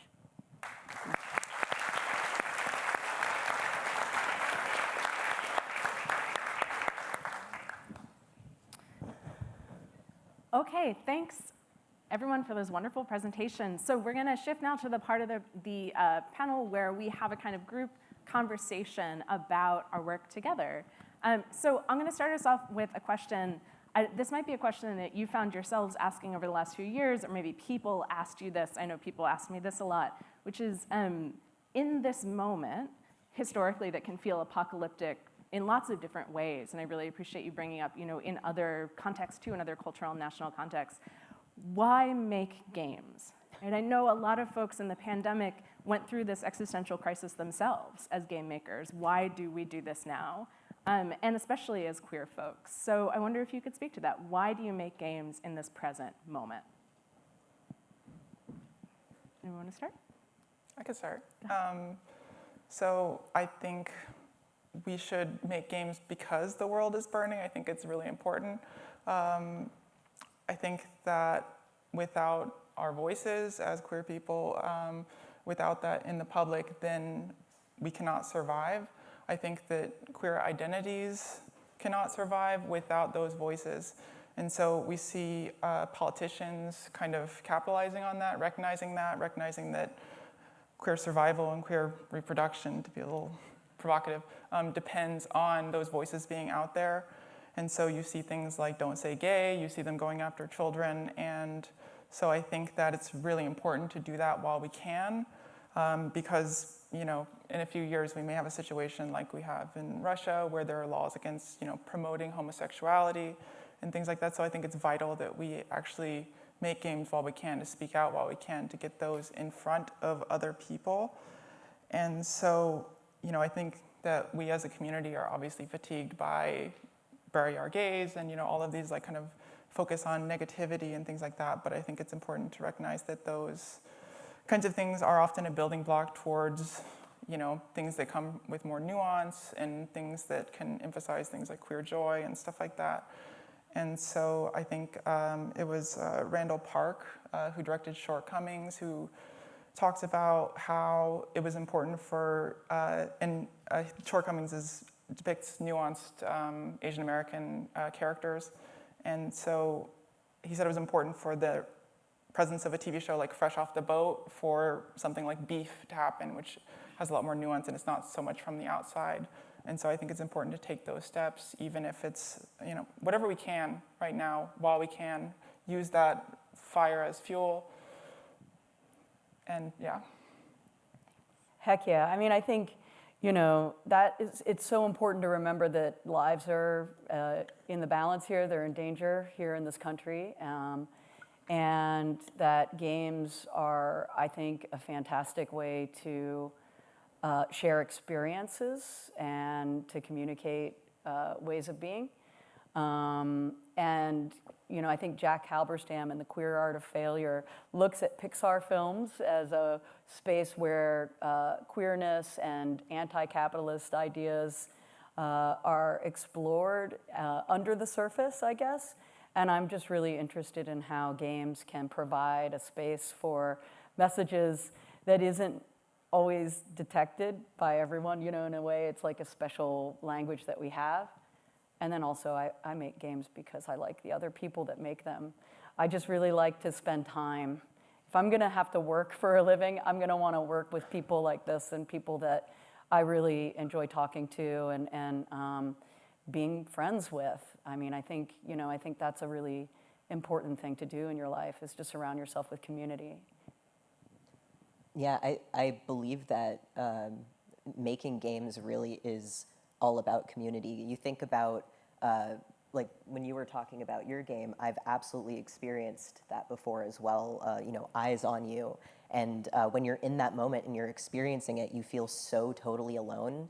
And then, to play a game is often, it can be a private experience.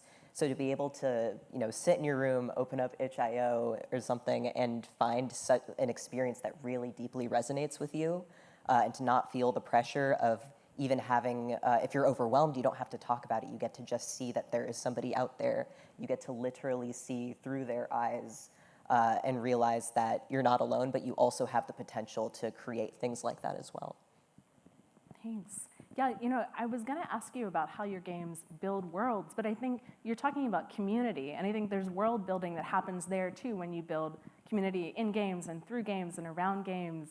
And I wonder, maybe just to expand on that, how you've built community or how community has been important to you in your own game design practice, especially queer community. Okay. So I think it's like really like the sense of community and kind of like partnership and community and identity and having like shared experiences, shared struggles is like really vital for me personally. I know that having people like playtest my games who understand the experiences, having people, you know, read through my drafts to tell me what they think and really have an insight into the perspective has been really vital. So I think that, you know, we have a strong sense of community in, you know, queer games, and like without that connectedness, that like kind of, you know, we have chosen family, we have all kinds of like queer concepts around community and how important it is. And so I think that's really vital for making games, and we end up having a really vibrant community as a result. Absolutely. When I began my MFA at the Game Center, that was the first time I'd ever been surrounded by so many game designers. And I learned a lot about myself. I learned a lot about what exists in the world. Being able to work with other people to make games, talk about them, to play them. I mean, you get to open up a whole lot of conversations that you wouldn't have otherwise, just because the act of playing can be very freeing. And then also when you think deeply about like what you want to say, you think about the limitations of your own experience. You know, if you get to work on something that you don't necessarily share the experience with, you get to learn a lot about that person as well. And you know, over time it will inform your own approach to life, to creating, to art. Yeah, you can't make games by yourself, right? Like, I mean, I guess you can. But if anyone picks it up and plays it, you soon realize that all your genius ideas are terrible, at least in the beginning, and you're in dialogue constantly with not only people who might be playtesting or playing your games, but also the systems that oftentimes act in unruly ways that you didn't anticipate. And I just really like the idea that we're kind of coexisting in these communities with each other, but also open to strangeness and unexpectedness, and to minds that don't work like ours. And those could be human minds, but they can also be constructed minds. And to me, that's so exciting. I really want to push against some of the ways that we think and be open to difference. Yeah, and I'll say even for me too, as an academic, community and queer community has been immensely important. Like you know, if there are any other academics in the room, I started this work about 11 years ago or so, and I felt like the only person in any given room in academic spaces who was interested in queerness in games.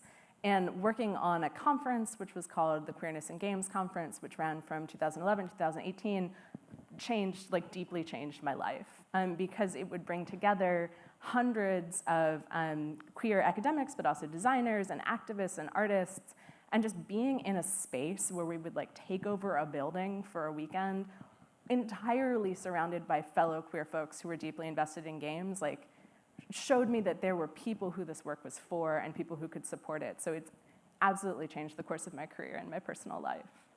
I mean, shout out, but I went to one of the early conferences and I broke my foot. Yes, and you did.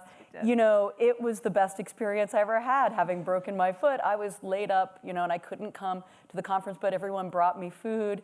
And at the end, all the folks from the conference came and like signed a card, drew a card for me, and surrounded me, and it was the best feeling ever. So it's not just about like these professional communities. We all become really deeply invested in each other as humans too. It's the best. The best breaking of my foot I could ever have. I think it's a really nice transition to thinking about attention here. Like, I started out being like, let's use games to destroy the world, right? But we're also talking about joy and togetherness and community, and I think it feels like a contradiction, but it's something that comes up in a lot of your work, each individually, and other work we're seeing of queer folks making apocalyptic games. I wonder if that speaks to you. Like, if you find yourself wanting to build worlds, destroy worlds, what do we do with the destruction and the joy together? It's It's a very good question. It's a big question, right? Yeah. And I think it's part of what maybe is hard to translate to folks who have not had similar experiences. Like, why would you want to burn down the world and also talk about how exciting and joyful the post-apocalypse will be? And it seems like it's present in each of your games in some way. It makes me think a lot about just the notion of protest, how people come together and, to challenge the structures. I mean, the goal oftentimes is to destroy them. But I think in destroying, there really is, we have to think about what comes afterwards as well. So I think that's where the kind of like building comes in. We can build, we can destroy, we can build again. We can sort of alchemize the future. But I think, we can't move forward unless we do so together. And when things reach, the world that we live in right now, there are often times you can't just live in the structure and hope to change it from the inside out. You have to destroy it, and you can't do that by yourself. Yeah, we all live in different worlds already, right? And in some of those worlds, I feel pretty safe, and in others, not so much. And I think that that's a big part of it. I think that, what Jude is bringing up is that we're already building and destroying worlds within our own social groups and, in different ways. So, why not rebuild or unbuild in the way that we want and try it out? There's no better form than games because, right, they're iterative and failure is good. Failure is how we actually progress. So I already think that games within them, and as Bo's already written about, games are inherently queer in that sense, right? So. Yeah, and I just, I love fire, burning things, and I made another game which is called Blood Broker, which is a human sacrifice management simulator. Nice. In which you have to sacrifice humans consensually. It's inspired, at least thematically inspired by the movie Apocalypto. And you have to, from above, you wage these influence campaigns to convince people of the benefits of being sacrificed. And I think I'm maybe more of a critic, maybe more of a negative person. Maybe I like to destroy worlds more than build them. And maybe I can critique all the awful things in our society.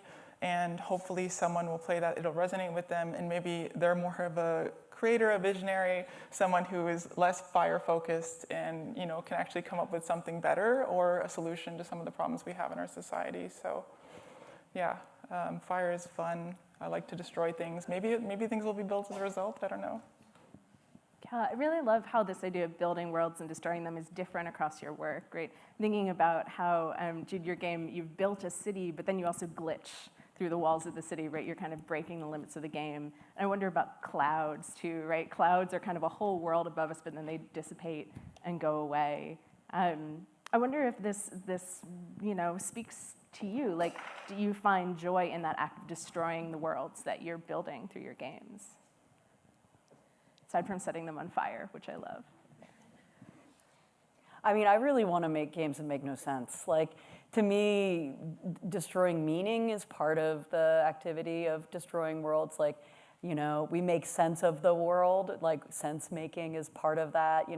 My colleagues at Parsons are designers, and they're all trying to make things make sense and work better. And I'm like, well, what if we actually don't do that? What if we embrace nonsense, and if we open ourselves up to not promoting certain forms of meaning, but rather enabling others to create that meaning themselves? And when we see a shape in a cloud, all we're doing is we're seeing that, right? And I think that's, to me, the most beautiful thing about being human, right? We can all make our own little worlds, and they can either make sense or not, and that's okay.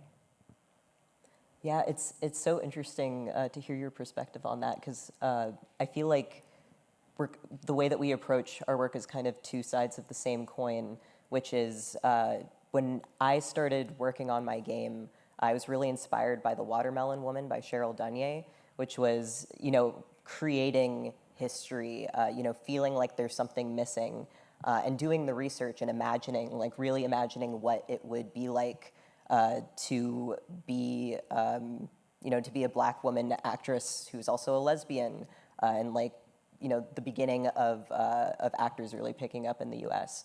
So, I was really inspired by that, and I was particularly I really wanted to see noir center flawed lesbians that looked like me. So I really wanted to address those experiences, and there is a lot of joy in building that. But it's not simply just it's anything. I mean, it is literally a dystopia. So it's not something that's just throwing a blanket over the problem. It's being we can be the villains, the heroes in this story. We can build the world and destroy it, and also be very flawed, and we could be sexy and gross and weird in the process as well. Yeah. I'm gonna be sexy and weird and gross. That's amazing. So we have just a couple minutes, and I wanted to ask one last question, which is unfair to ask you quickly, but if you have a quick response. So I know we have folks in the audience who work in education, who work in industry, for whom this is maybe not the kind of game making that they're used to talking about or teaching.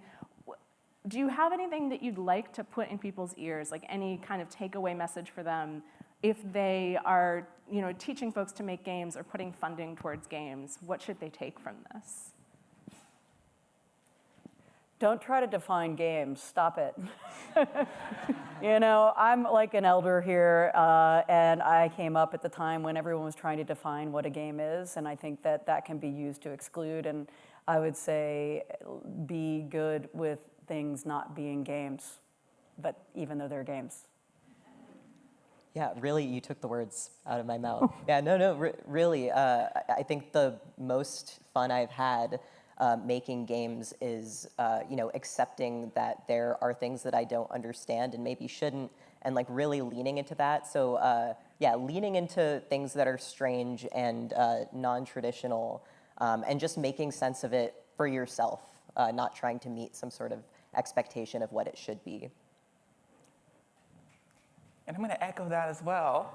I think that it's important just to make things that resonate with you, make things that feel right, whether they're games or not. I mean, they can be games, they can be game-like. It doesn't really matter whether they are or aren't. The important thing is making and making constantly, making again, trying things differently, and getting that out there. And I think my last thing would be to say that queer games are so much more than empathy. Right? This has not been a conversation about making games so that straight and cis people can understand what it's like to be queer. This has been about the games that speak to us personally and our communities, and queer games are about that first and foremost. So thank you so much to my co-panelists. Thank you for listening. We appreciate it. Woo-hoo!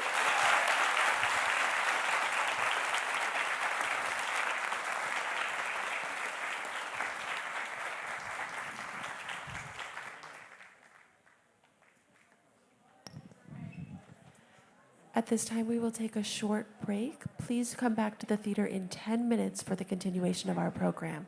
Please come back in 10 minutes for the continuation of our program.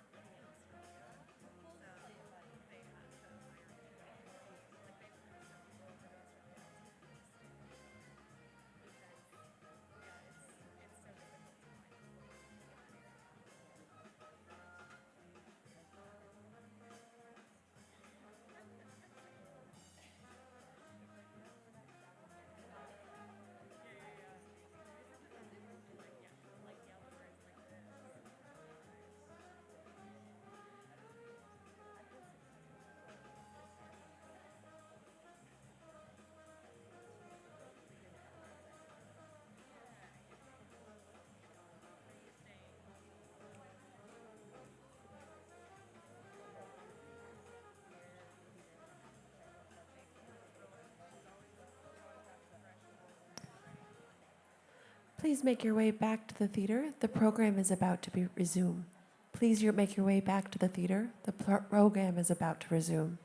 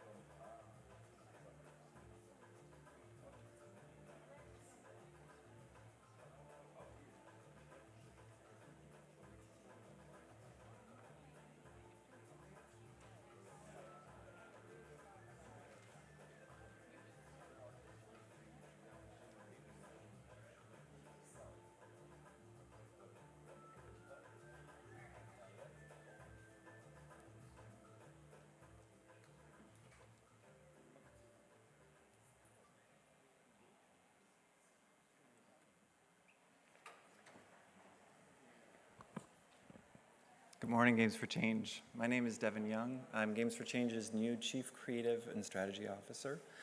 And this morning, I'm delighted to bring to the stage the developer of Terra Nil, a game that's being featured in the immersive arcade downstairs and is nominated for awards tonight at the awards gala.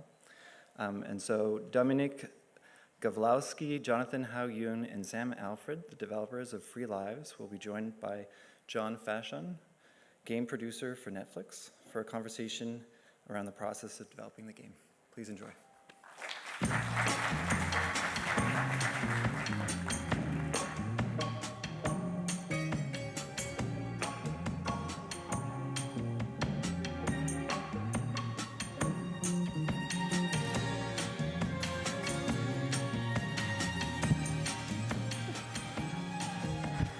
I do love that music. It's very invigorating when you come out here to that.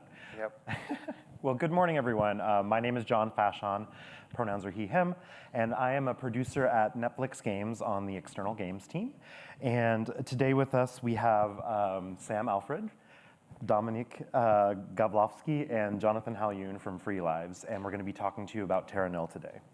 So let's dive in. If you want to go a little introduction of who you are and what you do first.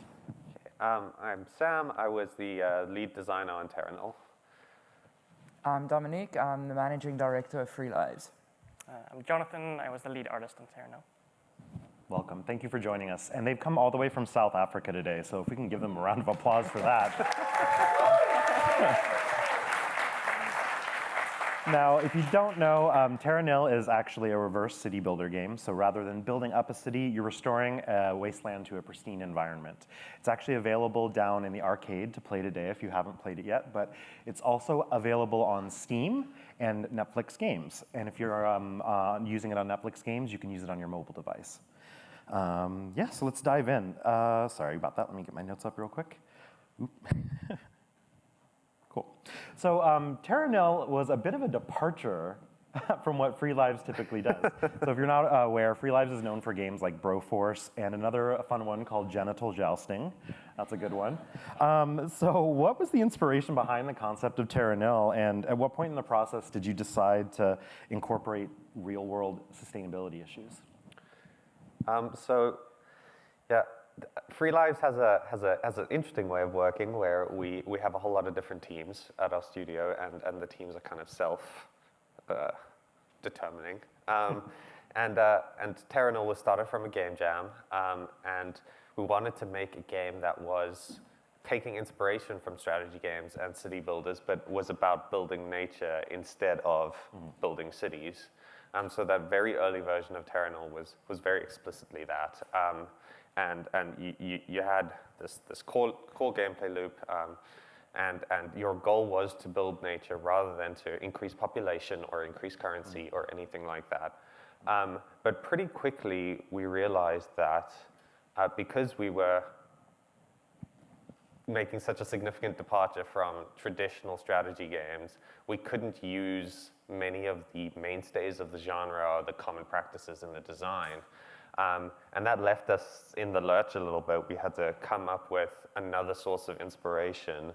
And in many ways, throughout the design of the game, not just at the beginning, but nature and the natural world provided that inspiration. So the very first time this happened was in the original prototype of Terra Nil. We had this idea of water and greenery, but we realized that nature is not homogeneous. You can't homogenize all of the natural world, all of flora into greenery, and to say nothing of fauna. So maybe what we should be trying to do was to expand on the intricacies of the natural world, and so biodiversity became the second focus of the gameplay loop, and we have a floral kingdom, as we call it, in Cape Town, where we're from, called Fynbos. And Fynbos has a really unique property that it needs to burn to germinate. So plants will get pollinated and sometimes wait years until they're burned to release their seeds. And so we decided to take inspiration from this wonderful natural process on our doorstep and create a mechanic inspired by Fynbos in the game. Yeah, and that's a really fun mechanic too in the game. You wouldn't think that, to restore this environment, you have to actually burn part of it down. It's kind of amazing to see that in the game, and it's really great that you included that from your home. Yeah, but another thing I want to talk about, I know that Terra Nil's been through a bunch of iterations, designs, and everything, but the final release product kind of took an industrial approach to how it's shown in the game with the art style and everything. If you haven't played the game, it's very relaxing, a lot of ASMR in it. I actually, when I was producing it for Netflix, I played it a lot to relax at the end of a long day. So why did you choose the approach of industrial means of restoring an environment rather than creating something that's more of an escapist, like cozy game, like cottagecore or something like that, Jonathan?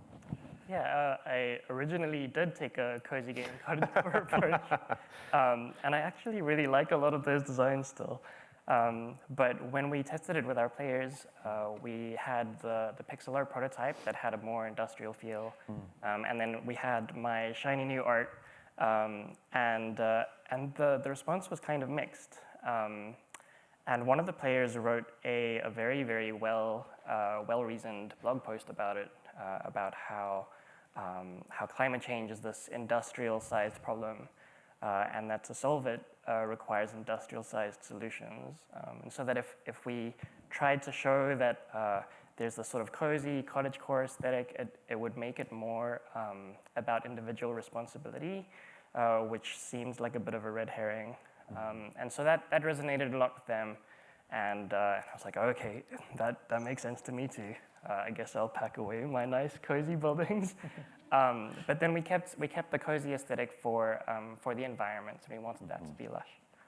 That's great, and I love that concept of an industrial-sized problem needs an industrial-sized solution. So that's really great to hear. Thank you. The game was developed over quite a long time.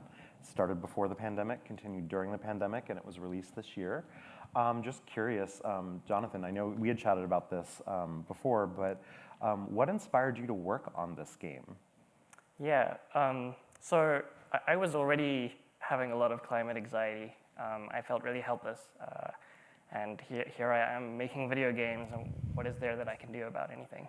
And it was also during the pandemic.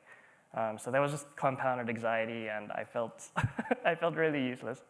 And then I played Sam's prototype, and even in its janky prototype form, with its pixel art, and the music was like, I think it was a generated MIDI thing. So it wasn't because of the aesthetics. It just still felt so powerful to be able to feel as if I was somehow able to make a difference, even if it was in this sort of escapist world. And I was also aware of there's work by a futurist whose name is Monica Bielskite.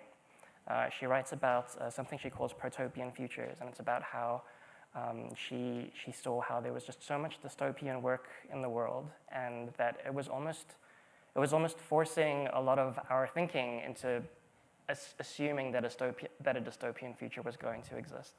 And that it was kind of a responsibility of creative people to put out more things that were hopeful, and more things that were showing some solutions to problems. And so I really wanted that hopeful feeling. I really wanted to try and find ways of helping other people to feel uplifted and feel as if there is hope. And so part of that was in the art style, trying to have things feel like painterly and lush, feel as if you had stepped into a Ghibli-inspired movie.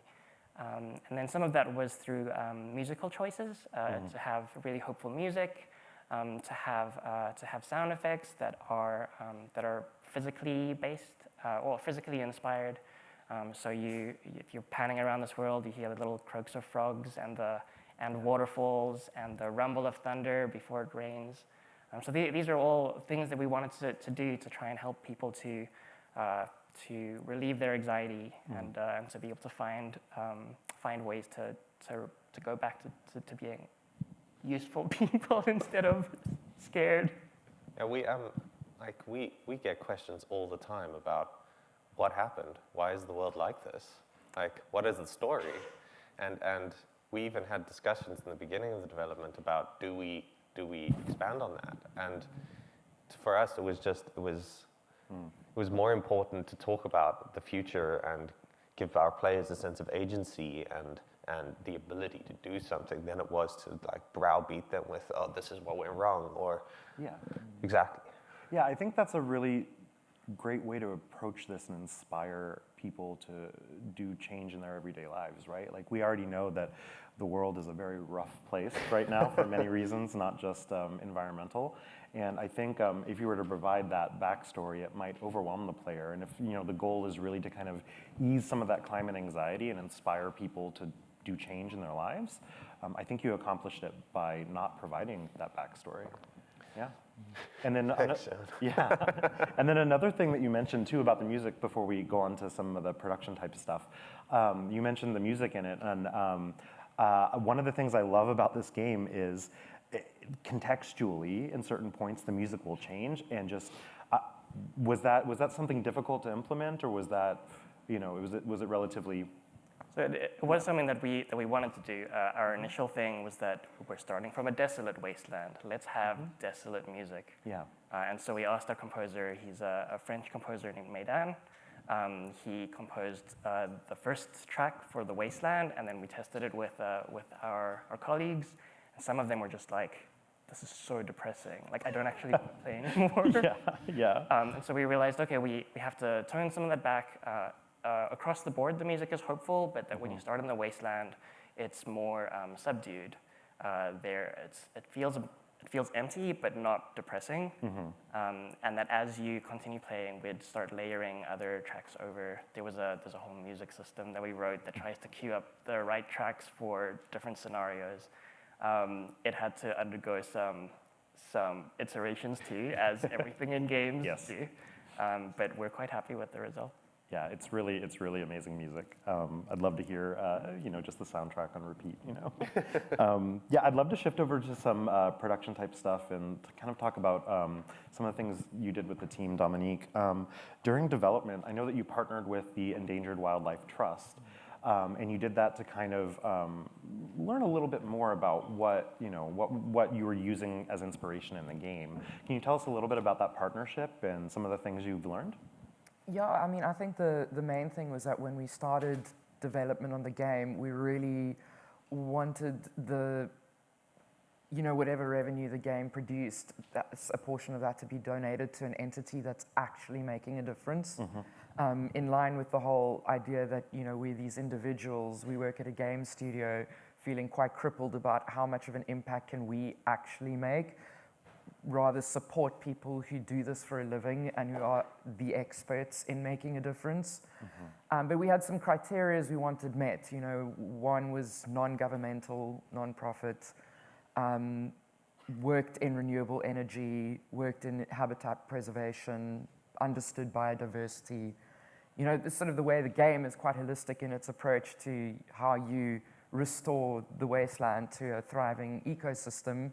We wanted to work with an entity that sort of worked in a ssimilar way, and it was a lot harder to find than we actually thought. We spent months looking, and then kind of oddly out of, by pure coincidence, I phoned up a friend of mine, a guy I grew up with, but had just kind of not spoken to in a really long time.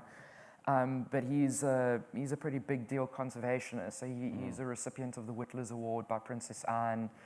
David Attenborough had done a short film on him, and so I phoned him up and I was like, this is what we're doing with this game and we're looking for an entity. And he was like, whoa, well, I've just started working as head of conservation for the Endangered Wildlife Trust. And he sent me their deck and they do all of it, everything we were looking for. And they operate from like north of Tanzania right down to like the sort of northern parts of Southern Africa as well, of our country.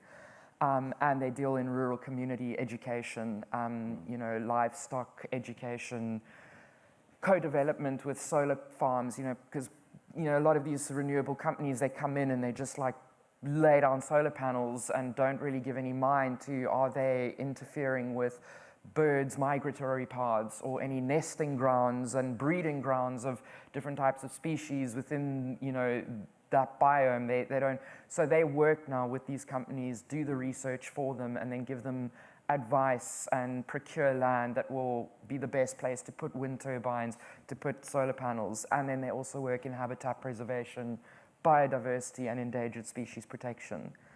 We learned that developing Terra Nil and then talking to the EWT that unlike Terra Nil, real world conservation, it's so complicated. It is so complicated, yeah. Which is what kind of, we haven't brought them out yet, but we will soon. So that's what sort of motivated us to then do a series of little short films where the EWT loaned us their conservationists for the day. And we were like, okay, right, so there's the burning of the burning of the fynbos in Terra Nil. Explain to people why this is actually important and how it works. And then it's a short little explainer video from an actual conservationist that deals in grasslands and fynbos, explaining why this mechanic of the game has to happen. But then also them telling us how we are really simplifying certain other things.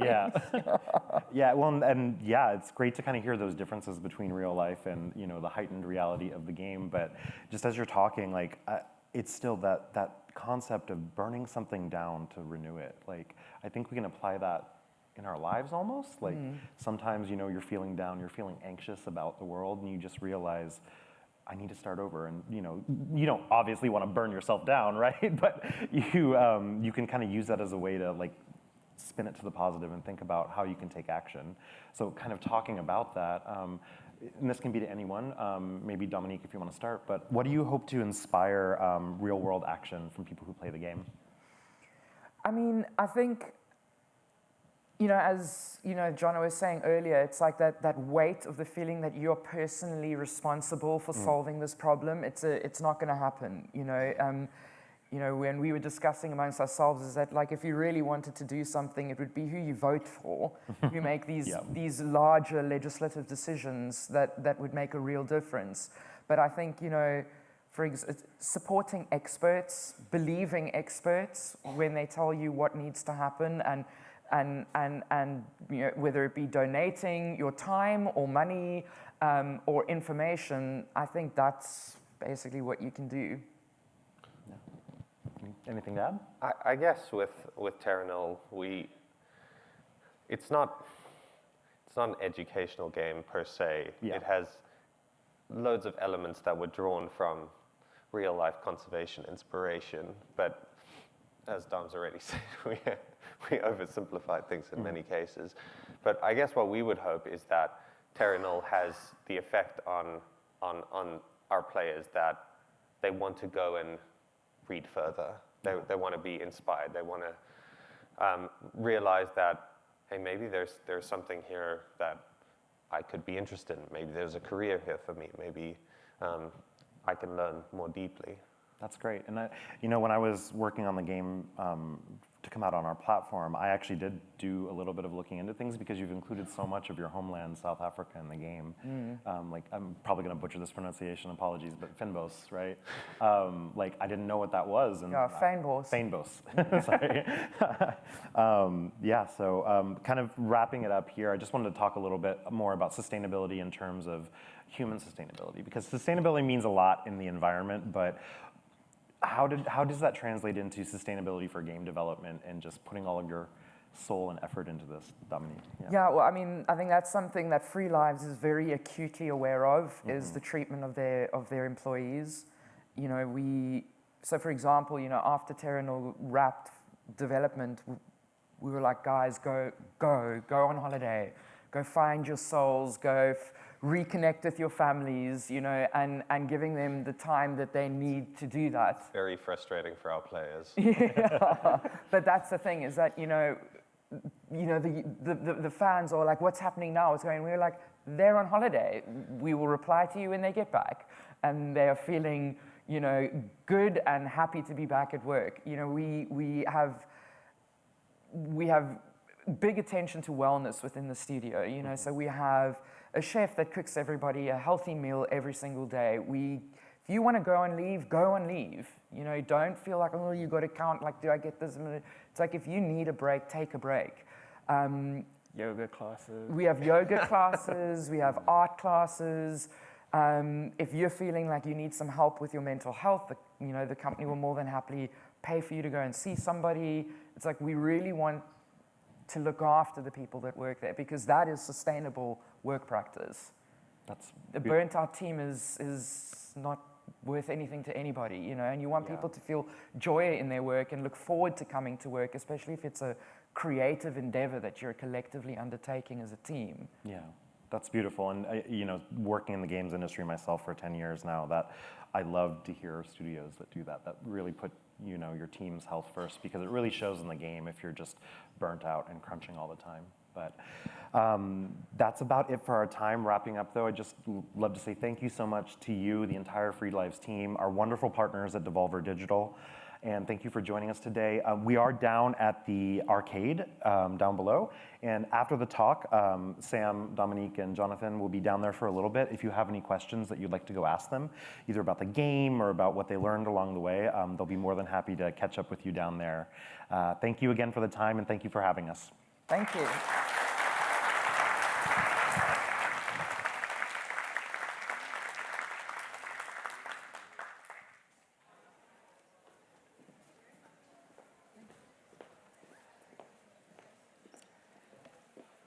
I'm excited to introduce our next speaker, a valued partner of Games for Change, Nandini Chatterjee Singh. She is a Senior National Program Officer for UNESCO's Institute of Education for Peace and Sustainability. In her presentation, Nandini will discuss the penetrative power of SKY, Children of Light, in developing pro-social behavior in adolescents. Please join me in welcoming Nandini.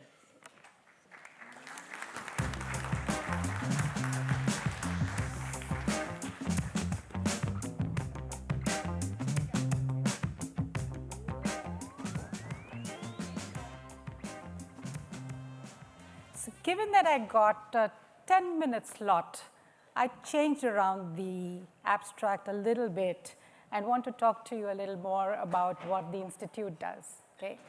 And we are into building kinder brains, okay? When most young children win the Make-A-Wish contest, they either ask for a trip to Disneyland or a visit to NASA or something as grand as that. But 13-year-old Abraham, who was born with a rare blood disorder, which required a bone marrow transplant, actually asked for and wished for that prize money to feed the homeless in his neighborhood. That was one of the 5 million stories of kindness that we collected last year, which are showcased on our website. And that brings me to the UNESCO Mahatma Gandhi Institute of Education for Peace and Sustainable Development, UNESCO MGIP. And we are in the business of building kinder brains. So why should we be kind? Okay. If you look at the structure of the human brain and the way it's been wired, you actually find that there is a lot of cortex, brain tissue, that is devoted to being social, emotional, and kind. In comparison, there is very little tissue devoted to learning to read. But what we've also come to know is that kindness enables us to make friends, to resolve conflicts, create safe spaces, and most importantly, ensure human well-being. At a time and at a conference where we've been talking so much about loneliness and well-being, it's well worth to think that it might just be good enough to be kind, and that will help well-being. But most importantly, kindness is fundamental to being human. It goes across races, across countries. And so maybe it's worthwhile to think that, does it help if we can just train ourselves to be kind? But whoever thought that you could train to be kind, okay? And that's some of the interesting findings that have come out from neuroscience research in the last 20 years that show that the brain can be wired and rewired to be kind. So we are born to be kind, but that kindness is not nurtured. Unfortunately, we end up nurturing our kids to be more competitive, okay? But even if we are able to nurture, or in cases where there isn't enough kindness, by building competencies, we can actually encourage children to be kind. And what might these competencies be?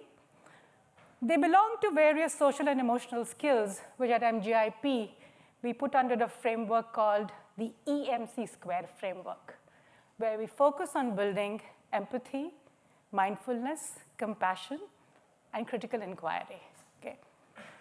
And these are some of the skills which lead to kind behaviors too. And so where do games come into this entire picture? What digital games do is they're great playgrounds and places where you can build emotion, kindness, mindfulness. They're great places for storytelling, empathy, and compassion too. But what we want is these games should be actually able to train the brain. So can we assume that by playing these games, it's enough to build these competencies? We want to make sure that that learning sticks. If kids are playing that game, They do actually take away the learnings that they encounter during the game to build those competencies of empathy, which they are naturally expressing as they navigate the game. So how do we make sure that learning actually happens?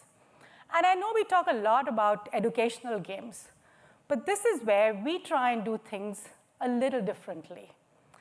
We look at games created for entertainment, but ones which have a great narrative or a story which acts as the hook which brings the player in to actually play the game. On that game, we intertwine and create a course. And so we call these game-based courses. By picking pause points as you navigate the game, we bring the learner to a platform, which is our learning platform, where we introduce them to the ideas that they have just gone through, that they have navigated as they played the game. That allows us to guide them, allows children to be exposed to multimodal learning, allows dialogue, but most importantly, makes learning explicit and deliberate, something what the teacher does in the classroom, but now a game-based course does. Okay? And that's how we create game-based courses, which we think will actually be great to create these competencies. So is this just talk, or have we been able to test that this actually happens? And so I'm going to talk to you very briefly about 3 courses that we created. One which was built around Bury Me My Love, which was called Identity in Crisis. Okay? So it's about 13-year-old Noor who's navigating Syria to Europe, and you're playing the role of her husband as she navigates this. But along the way, we paused learners to explore ideas of migration, why that happens, how there's a loss of belonging, and how there's a loss of identity for her. And in turn, how the player needs to be empathetic, mindful, compassionate to be able to navigate this. And through that, you make players understand the refugee crisis and migration that is happening across the world, and examine their own attitudes towards such refugees who might be sitting in their own surroundings. And that's where being UNESCO kind of comes into play, because these are important stories that UNESCO is bringing to fore and seeking to build global citizenship. And so during the pandemic, we ran a research study with children in UAE and in India. About 300 kids, about 150 each, participated in this study, and they actually took the game-based course. We conducted pre- and post-assessments to see whether there was actually any learning. Okay? And we did see significant learning in both awareness of migration and refugees, as well as respect towards other cultures. And interestingly, an increase in compassion from others only in females. And so a possible explanation was that the protagonist is a female herself, and whether there was a greater resonance with her, and that as a consequence led to an increase in compassion. You will also notice that the error bars are quite wide in each of the increases that we see, even despite the significance. So there's a lot of variation in all this learning, which also brings to fore that even when we use game-based courses, there are individual differences that come up, which makes it more important that we conduct these studies even more rigorously.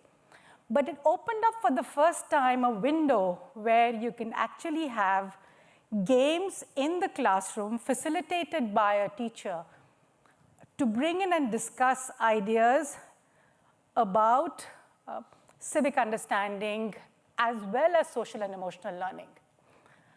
Another course that we created was around GRIE, of loss and love. And that actually got a lot of traction during the pandemic when people grieved as they lost loved ones. And you'll be amazed at the age group of the kids and even adults who took this course. Most recently, we've designed Becoming Us, which is based on Sky. Okay? It's a course we've just created. Okay? And if there's anybody in the audience who has school students who would like to participate, to be part of this research, I'd be only too happy to discuss that. And that actually talks about trust and how important it is in building societies. Okay? How do people learn to cooperate, and how this actually runs through the animal kingdom too. But it's fundamental to the building of our societies. And in an age where there is so much mistrust, this probably needs to come back into the conversation. So all of these are hosted on our platform, which is framerspace.com. It's GDPR compliant, it's free. All the courses are free. At the end of the course, every learner gets a certificate from UNESCO. And we are now beginning to use the learning at the back end to also build in some AI into the platform. So feel free to sample and explore the platform for other courses too. So that's where I'd like to end and leave you with one message. In a world where you can be anything, please be kind. Thank you.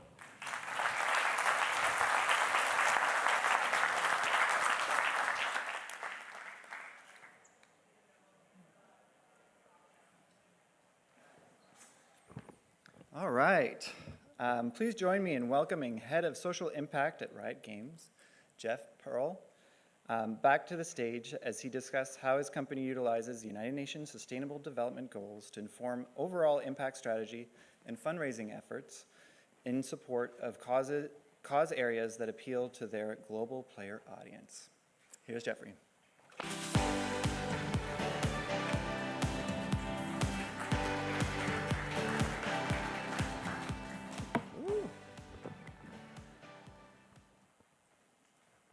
Hi, everybody. As previously mentioned, my name is Jeffrey Burrell, and I am head of social impact at Riot Games. I want to talk a little bit today about how we're utilizing the United Nations SDGs to drive player value wherever they are. And so a little bit of background on if this is working, potentially. Okay. So I'll just do a little song and dance number until that works. There we go, perfect, thank you. So a little bit of background on me is I joined Riot about 9 years ago, very long years ago, but I absolutely love my job. I have never been in the games industry before this, but I've been like a lifelong gamer, and as soon as I am done with this talk, I will be reading the Diablo 4 patch notes.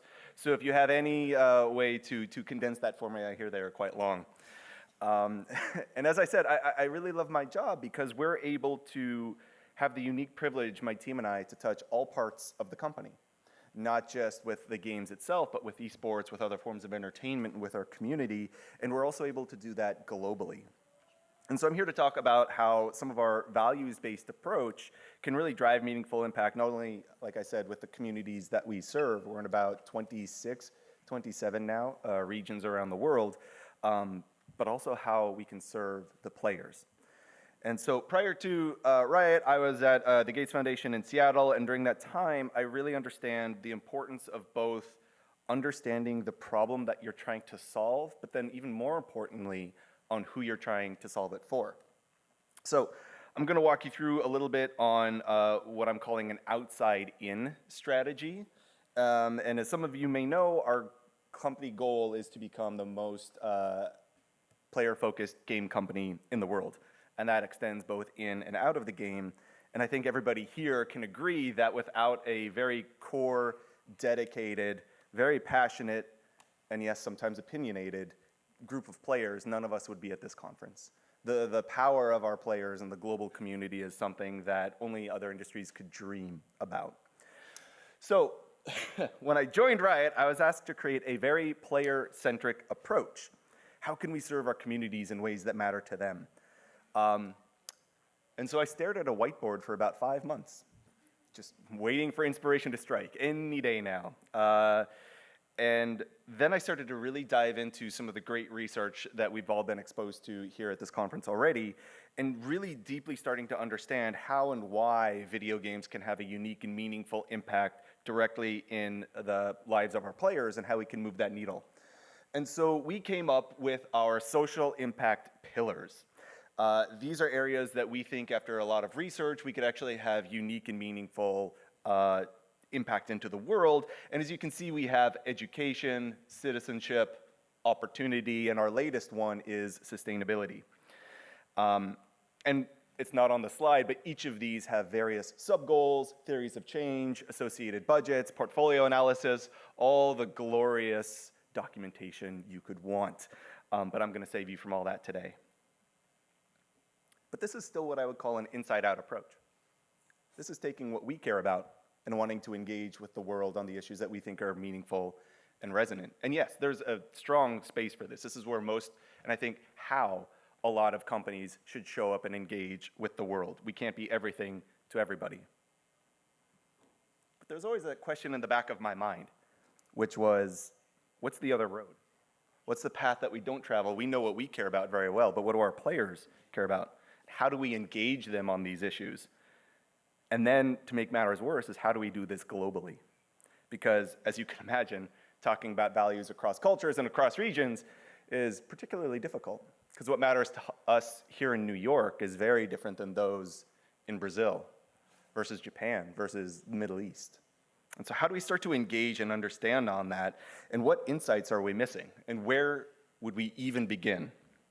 Now, we teased it a little bit with the intro to this talk, but we needed a framework, a glorious, colorful framework. And yes, it was the United Nations Sustainable Development Goals. And so we found this really great solution in that we wanted to use the SDGs as a model for understanding our player values.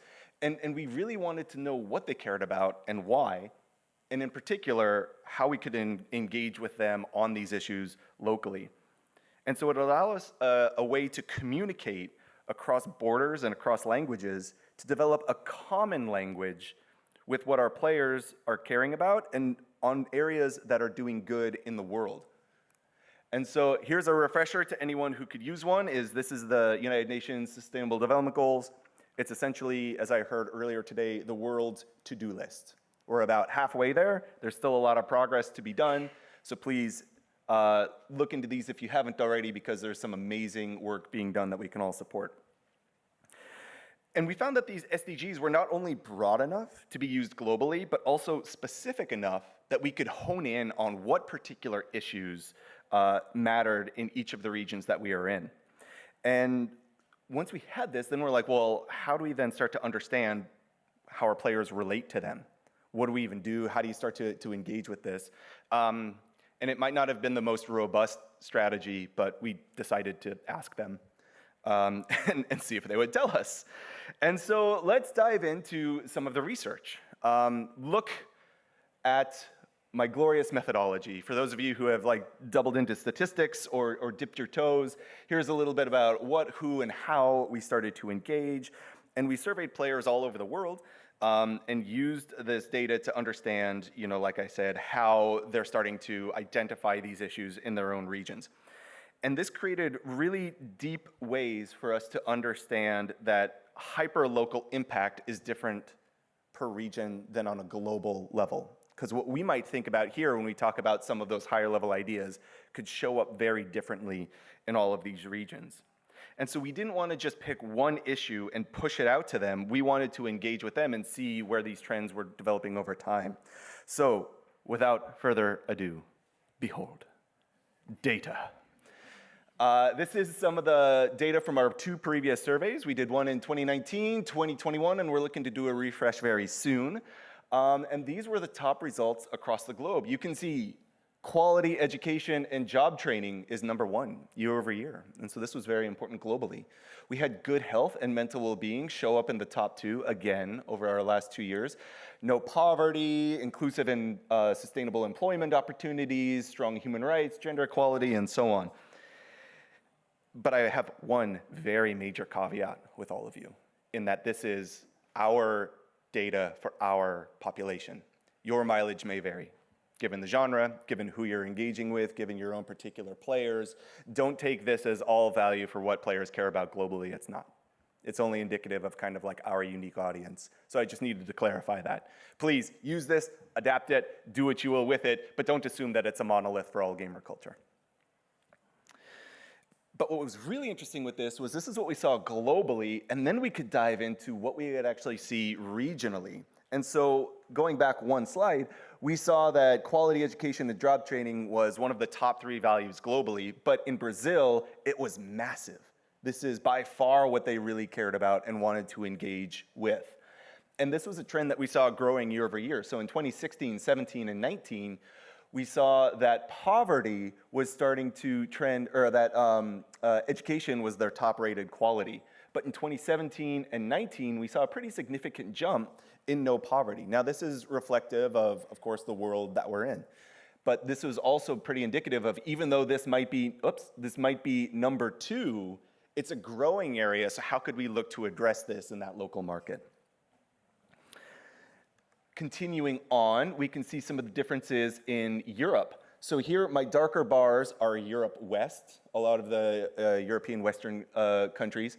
And then we have the European Nordics. These are based on our servers, but we're just kind of conflating the data a little bit for ease of understanding. And so here we can see some of the differences as well. And again, quality education and job training, good health and well-being. But for the first time, we saw that EU players have become way more environmentally conscious. And we saw combating climate change and environmental conservation appearing for the top 5 for the first time across Europe. So this is cool, right? This is giving us like an ability to understand and engage with our players on local matters that matter to them.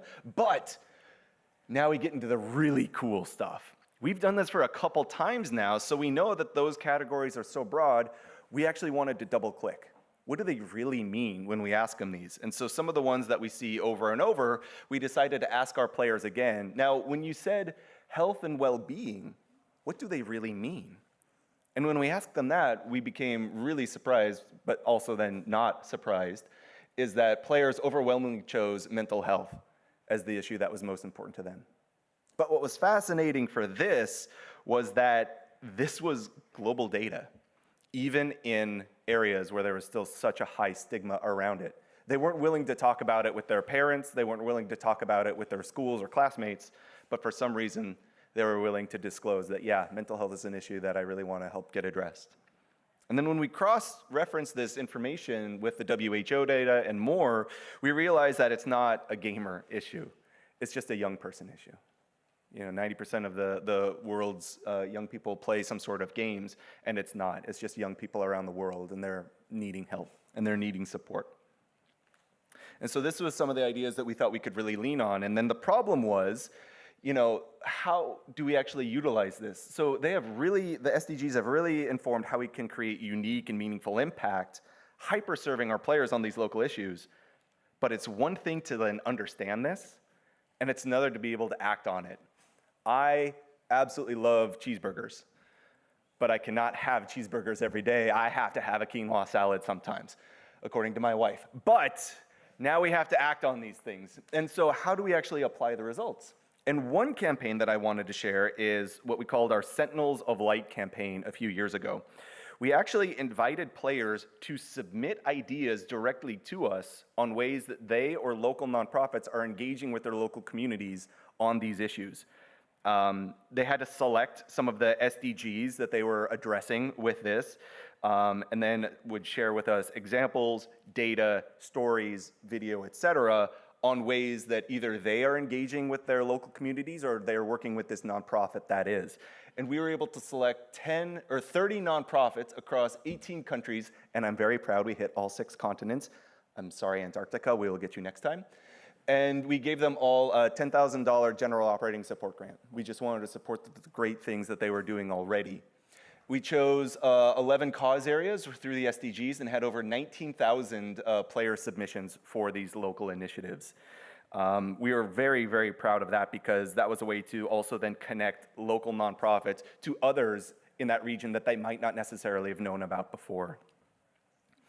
And one more example I just wanted to share is our annual player voting campaign. I really got to get better at naming these things. I'm not super good at marketing. But essentially what we do is we will invite players to purchase an item to support a charity pool online every year. So the standard, buy this item, goes to a nonprofit of their choice. But what we do is we actually pool all of the money that we raise annually, and at the end of the year, we utilize the research from the SDGs and understanding what our players care about to identify and select 3 hyper-local nonprofits that are actually addressing the issues in that region. So for example, in Brazil, we knew that we had to find something regarding deep education initiatives. We knew that we needed to do something regarding no poverty, and so we looked at how we could help the favelas. We looked at countering tuberculosis and the breakouts that were happening there. So we did this with all of our regions around the world, and then the players in those regions are able to vote on which one of the 3 nonprofits is making the most amount of difference in their own mind. So the winning organization, quote unquote, got 50% of that donation pool, and the other 2 got 25% each. But all of them got tremendous amounts of intention, engagement, and interaction from our global player base and wanting to learn more, wanting to engage. And one of my favorites was, I heard a story from one of our nonprofit partners that they saw a huge spike in Google search engine queries because a lot of folks hadn't heard of them, and then that actually maintained. And they saw a huge amount of people signing up, wanting to continue to donate and to share with some of that. And so, we do this, hopefully, knock on wood, every year. Last year we raised and distributed roughly $6.2 million across 83 NGOs in 28 countries. 770,000 players participated, and we got a lot of impressions, like I said, kind of sharing some of that sunlight for some nonprofits that might fly under the radar. So learnings. This is the big one. Take a picture. What worked was the outside-in approach. Like I said, whether you're leading a company, whether you're a part of something, just keeping in mind that what you personally might care about is deeply meaningful and really can drive a lot, and that's what guides me. But it's also important to listen to those who we're trying to help and serve as well. And so understanding and letting them be part of the conversation and letting that inform your decision-making is absolutely paramount. And then framing locally makes a world of difference. I thought that was pretty clever. But if you do frame things locally, there's a lot of research out there that shows it actually connects people more closely to the mission. It aligns them and says, oh, this isn't just something that's happening online, this is something that's happening in my own backyard. And we saw high amounts of engagement and resonance with that. And then lastly, stronger affinity and higher engagement. Going local in this example actually had a lot of intangible benefits. For example, I mentioned Brazil. And there was several non-endemic media that don't even cover video games, but they caught wind of this campaign because of some of the nonprofits that we were supporting. And we just got a ton of earned media worth a couple hundreds of thousands of dollars just talking about it and saying it was, cool. And so that's pretty neat, when we're able to kind of like break the boundaries beyond just games and into kind of like the general conversation with folks in Brazil. But if there's anything I want you to take away from the talk, it's this, is that players, and we all know this, have an absolutely allergic reaction to anything that is perceived as inauthentic. If you're coming in and you're like, hey, kiddos, hey, gamers, and kind of coming in, everybody in our culture can see that coming a mile away. So it's really, really important to be authentic and to spark a sense of pride and collaboration with your community. You can't just like force your ideas with them and say, this is what we're gonna do. You have to invite them to conversation, co-develop and find out what it is that we can do to actually build together, because they're the ones who are gonna be the agents of change beyond what any company could ever do. And so with that, I wanted to say thank you and happy to take any questions that you may have.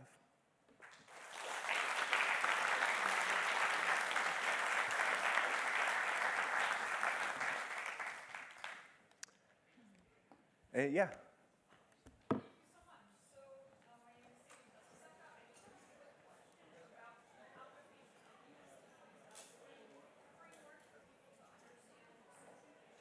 Yep.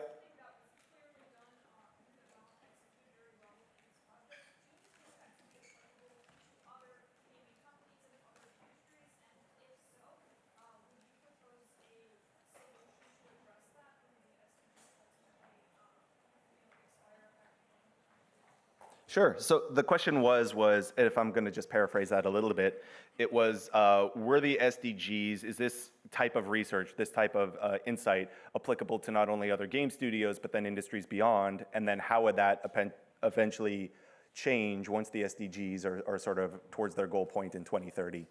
The second question is a lot easier, so I'm going to start with that one, which is hopefully then at that point the UN or other sort of very significant thought leaders will come out with sort of like new initiatives of like I said, the to-do list for the world. So I'm very confident that there's going to be no shortage of problems for us to focus on and address going forward. In terms of applying this and utilizing it, I think absolutely. I don't think that there was anything, remarkably difficult about it. It was simply getting out there and wanting to understand. The hard part was we did have to alter the language of the SDGs a little bit so that people could kind of understand, because if you're not familiar with that, we had to then give types of examples. So when we said like education and good jobs, what did we mean by that? So we used a couple of different examples just to make it very broad so people could understand. That was the only hook. But it's just dependent on your audience and who you'd be serving. Thank you. Yeah.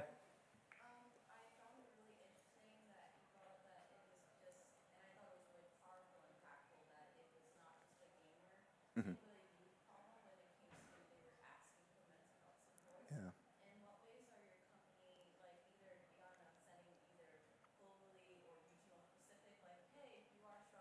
Yeah. Yeah, yeah.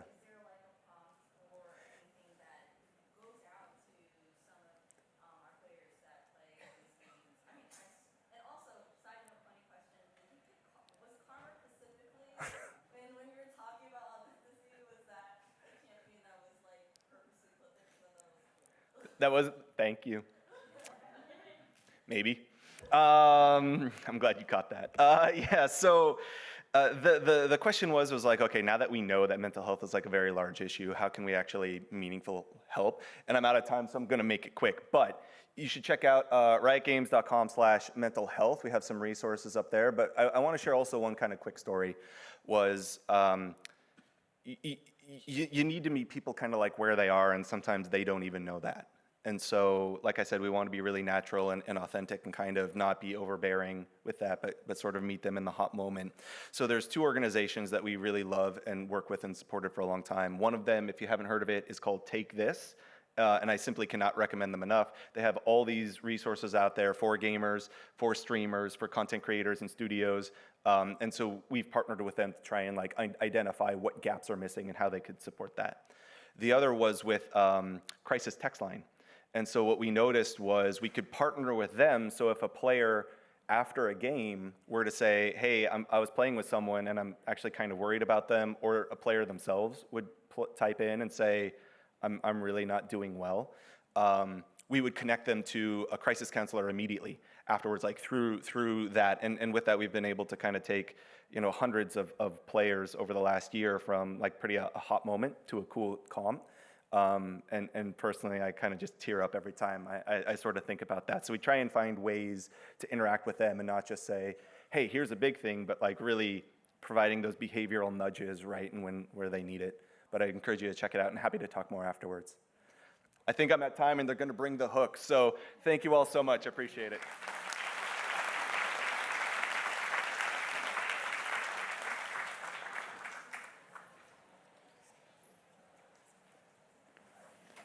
All right, we got a really great talk coming up. So all of us know that Dungeons & Dragons is one of the most popular and cherished games of all time. What we might not know is that in the fall of 2022, teachers were able to download Dungeons & Dragon inspired teacher kits, allowing teachers the opportunity to go on a collaborative storytelling adventure right in their classroom.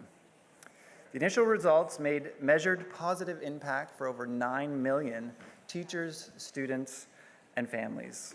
The next session will be a discussion on the intent and impact of bringing D&D into schools. Moderator, CNET Editorial Director Dan Ackerman will be joined by Senior Vice President of Dungeons & Dragons, Dan Rawson, and Senior Brand Manager of Wizards of the Coast, Shelley Mazanoble, and Cade Wells, an educator from Harrisburg, South Dakota. Enjoy.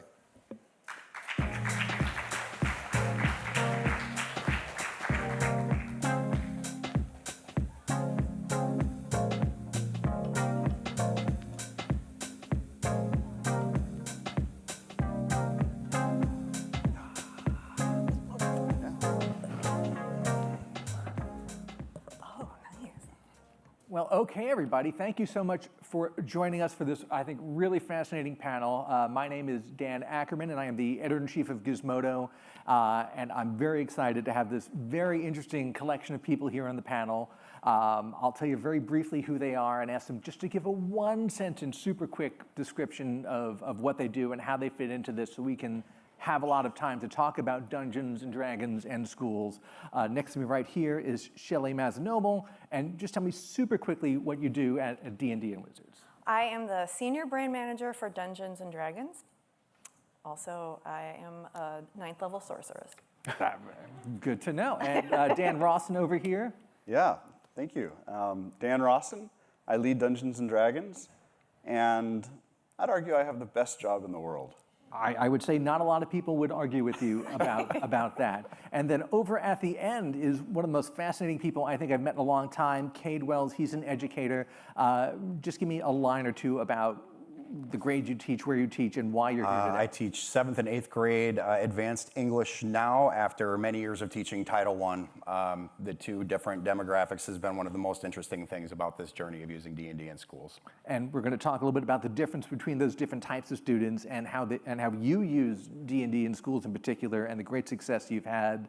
The concept, I think, of using Dungeons and Dragons as a teaching tool within schools both makes perfect sense to me and is almost would have been unheard of in my day growing up in the 80s when there was this sort of negative connotation, and if you did it in the schools, which we all did, you had to kind of sneak in during the lunch hour and maybe tell the teachers you were doing something else. So, I think my first big question is, why now, how did we get here?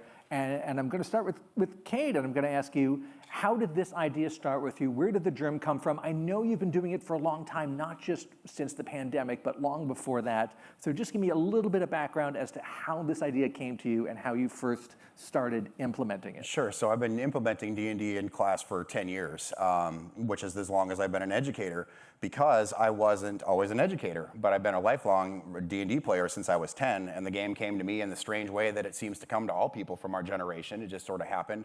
And as I was becoming a teacher, going through the pedagogical training that they make teachers go through, it all seemed really familiar in a weird way. And I thought, well, I've never been a teacher. Why would all of these strategies sound so familiar? Why is this all so close in my brain? This all made sense. Oh yeah, it's all in the Dungeon Master's Guide. All of these strategies of engagement and building and inclusion of every person at the table, all these strategies they were teaching us in college to be great teachers, I already learned it, by playing D&D. Give me a quick line on what pedagogical means. And, pedagogical means in terms of what we're talking about. The study of teaching. Pedagogy is the study of teaching and learning. And then, Shelley, you work a lot on the official curriculum plan that Wizards and D&D now has for schools, which is a real thing that teachers around the country can get and access. Yes. Tell me a little bit about how that got started, what your work with it is like, and what teachers and schools can actually, access and get. Yeah, so I met Cade almost a decade ago. We interviewed him on Dragon Talk, which is D&D's official podcast, and we were totally blown away. And I honestly think I probably was crying through most of that interview. I'm like, this is amazing. Just knowing that this is D&D is so much more than a game. It's so much more than just entertainment. And people like Cade really proved that, because he was telling us these ways in which D&D was having such a profound impact on kids and learning. And it got me really motivated and inspired. And it's not an understatement to say I think I've spent every day since that interview with Cade trying to find ways to bring D&D into classrooms, to give teachers like Cade and people who didn't grow up playing D&D, so maybe don't know exactly how to implement it, but to give them the tools to use this very powerful tool in their classrooms. Because if you've played D&D, you know there's math, there's reading, there's writing, but it doesn't feel like math when it's like your dungeon master's like, calculate your damage, or it's not writing when you're writing your character's backstory, and it's not reading, like, ugh, boring reading, if it's like the stat blocks from the monster manual. So last year, we partnered with a company called Young Minds Inspired, and this is what they do. They make curriculum, standards-based curriculum, And I was so grateful to find them. And after 5 minutes of talking to them, they were like, we got it. We know it. We know what this brand can do. This is going to be easy. And they turned out some really amazing teaching kits for grades 4 through 6 and 6 through 8. And what it is, they're free to download for teachers. They're inspired by D&D. Our first round of curriculum was called Build an Adventure, and it was really focused on language arts and that social emotional learning. So, D&D is wonderful at also fostering skills that are harder to teach, like empathy and inclusion and collaboration and problem solving, listening, all of that. It's all built into this curriculum, but it's also really fun activities for kids to do. So again, it's all standards-based, so teachers can go to the website, they download it for free, and they set kids off on these wonderful adventures based on Dungeons & Dragons. Now, did this curriculum plan exist before you met Kate, or is there something that's more recent? Because I know he's been doing this for 10 years. Yeah, And yes. how long has that been available? It has been available since September. That's when we launched our first. Oh, wow. Yeah, the first round of curriculum just came out in September. Universal feedback, the most consistent feedback we saw from teachers was, please give us more. So we did. The second round came out in March. But the first round, because it was our first foray into education in an official capacity, we thought, it would be amazing if we could introduce D&D to 100,000 kids. That was the goal. And we got our metrics back 3 months later, and we saw that we had reached over 4 million kids, because teachers are amazing. And teachers always need tools, especially tools that are going to inspire kids. Yes. How does a teacher, and I want to come back to some more of this later because it's so fascinating, is this just something any teacher can sign up for and get? How do they access Yes, these all materials? you do is you go to Young Minds Inspired website. I think it's ymiclassroom.com/DD. I think it takes you right to our microsite. Again, it's totally free. And if you're not a teacher, you just want activities for your kids to do, or it's free and open to anyone. So just go download the activities and get ready for adventure. Now, Dan, you work at Dungeons & Dragons now. You're a big part of what the game is and where it's going right now, but you haven't been there that long. You come from a very interesting background in tech and other things. Did you ever imagine Dungeons & Dragons, which is now your full-time life, would ever be so accepted in an academic area where, again, as we talked about, when we grew up, it was a little more under the table, and it was a little considered a little dangerous, a little suspect. Certainly in 1984, when I started playing Dungeons & Dragons, I didn't imagine that. But, I had a wonderful introduction to Dungeons & Dragons. My mom, bless her, actually bought the basic set. Many of you might remember the red basic set with the red box with the beautiful dragon on the front. She brought that home, and it became a family activity. And it was well accepted in my home. And, I didn't realize it at the time, but surreptitiously I was learning, teamwork and cooperation and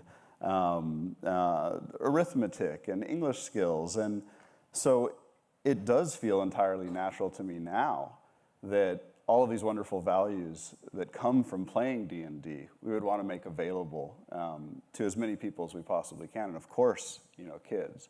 Our goal at Dungeons & Dragons is really to invite everyone to the party, and so it's just a delight to see this program flourish in the way it has. Back in 1984, which is probably right around when I started too, did you ever imagine it would be such a multi-generational, cross-decade experience you'd still be involved with all these years later, and that even today, it would cross generations in such a big way, where teachers and students working together, which I don't think at 10 or so I ever would have imagined. Yeah, I mean, certainly the 8-year-old didn't have the foresight to imagine that, but I think a lot of special things have happened over the years that have made this moment in D&D possible. And D&D is bigger than it has ever been. There are more people playing. Our players are more diverse than they've ever been. And I think it's a consequence of some very intentional choices, like 5th edition, which is so beloved, was designed to be accessible to people and to really allow them to do the things they want to do. And then you have these wonderful kind of things happen in the world, like the advent of platforms, technology platforms that allow people to connect. I have a friend who's been playing Dungeons and Dragons for 35 years, and he would have to fly, back to his childhood neighborhood to do a monthly adventure with his play group from childhood. Now he gets on, a social platform and plays in a hybrid format every day. And so, I do think the pandemic, which we all, went through, was an accelerant in helping people realize that they can play D&D, they can connect, they can enjoy all these benefits of social interaction in this way through hybrid tools. So it's entirely natural to me that it would be this accessible now. We want to support and promote it. It's funny, the technology, I think, plays such a huge part of it. I'll just say, when I was a kid, the idea of adding technology to it was getting the cardboard cutout dungeon tiles, so you wouldn't have to map it out on graph paper. But I want to go back to Kate, who is such fascinating, even talking to you briefly the other day, my head was filled with all the fascinating stories you told. I would like to hear a little bit about the skills that students are taking away from this, because the first thing I thought of is, okay, reading comprehension, sure, but there's so much more than that. Tell us a little bit about what else, including the reading, but what else students are getting out of this. I think a better way to look at it is what it doesn't give them, which is not very much. I mean, the game, I've tested it with every population. When it all began in Title I, I was using it as a tool for intervention for kids with dyslexia, autism, trauma, et cetera. And I immediately, because I was the department chair of English, I was allowed to poll kids every other day for 90 minutes. And these kids were hurt, And I noticed immediately with that special population that the inclusion helped them almost immediately. And so what skills does it give them? The kid who had dyslexia wanted to be a wizard. Okay, buddy. Barbarian, maybe rogue dude, No, Mr. Wells, I want to be a wizard. Not going to stop you, okay?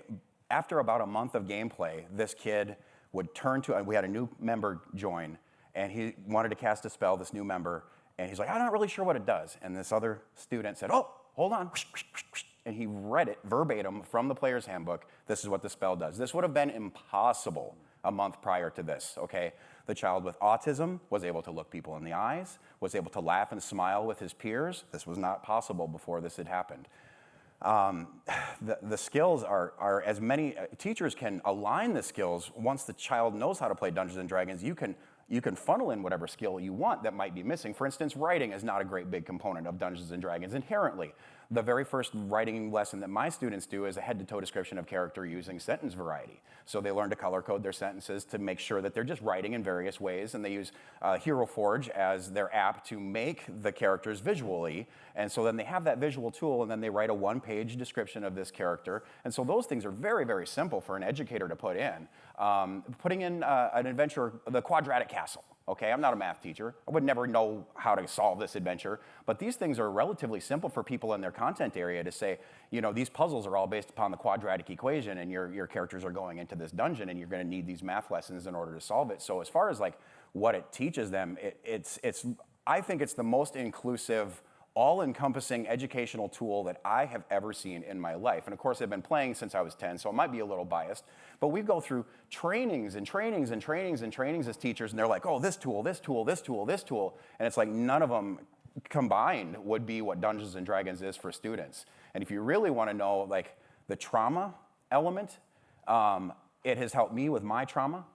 I've seen it help my peers with trauma in childhood as we were growing up.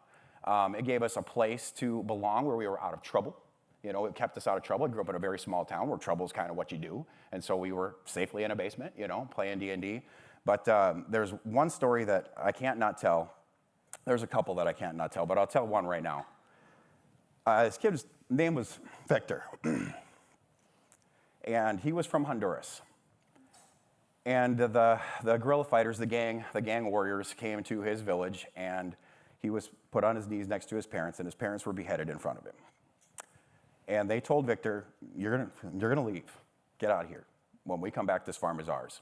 He somehow made it to Houston, ended up living with his aunt and his uncle, and his teachers and his aides were saying he disengages, he puts his head down, he just wants to sleep. When we actually get him to write something, he writes about going back to Honduras and ending his life. Excuse me. Nobody knew how smart Victor was. we were all making characters. I had to help the other kids a lot. Victor was making his character, and he would hold up his character sheet and say, Mr. Wells, is this right? He was right and accurate every time, putting things in the right place, the right information. He was moving stuff. And here I am trying to figure out what it is that's doing this, right? So it was the belonging. It was, he was starting to smile, right? We were going on adventures. He was a very effective character, right? You could see the pride building in him daily that we were doing this. One day, about 2 weeks after we started playing, his aide comes to me, and she was always really a hard lady to read. She's very fierce looking, you know. And she said, what did you do to Victor? I was like, we've been playing this game called D&D, you know. And she said, he is a changed boy. He helps other students. He raises his hand. He answers questions. He turns in his work. He smiles. He laughs.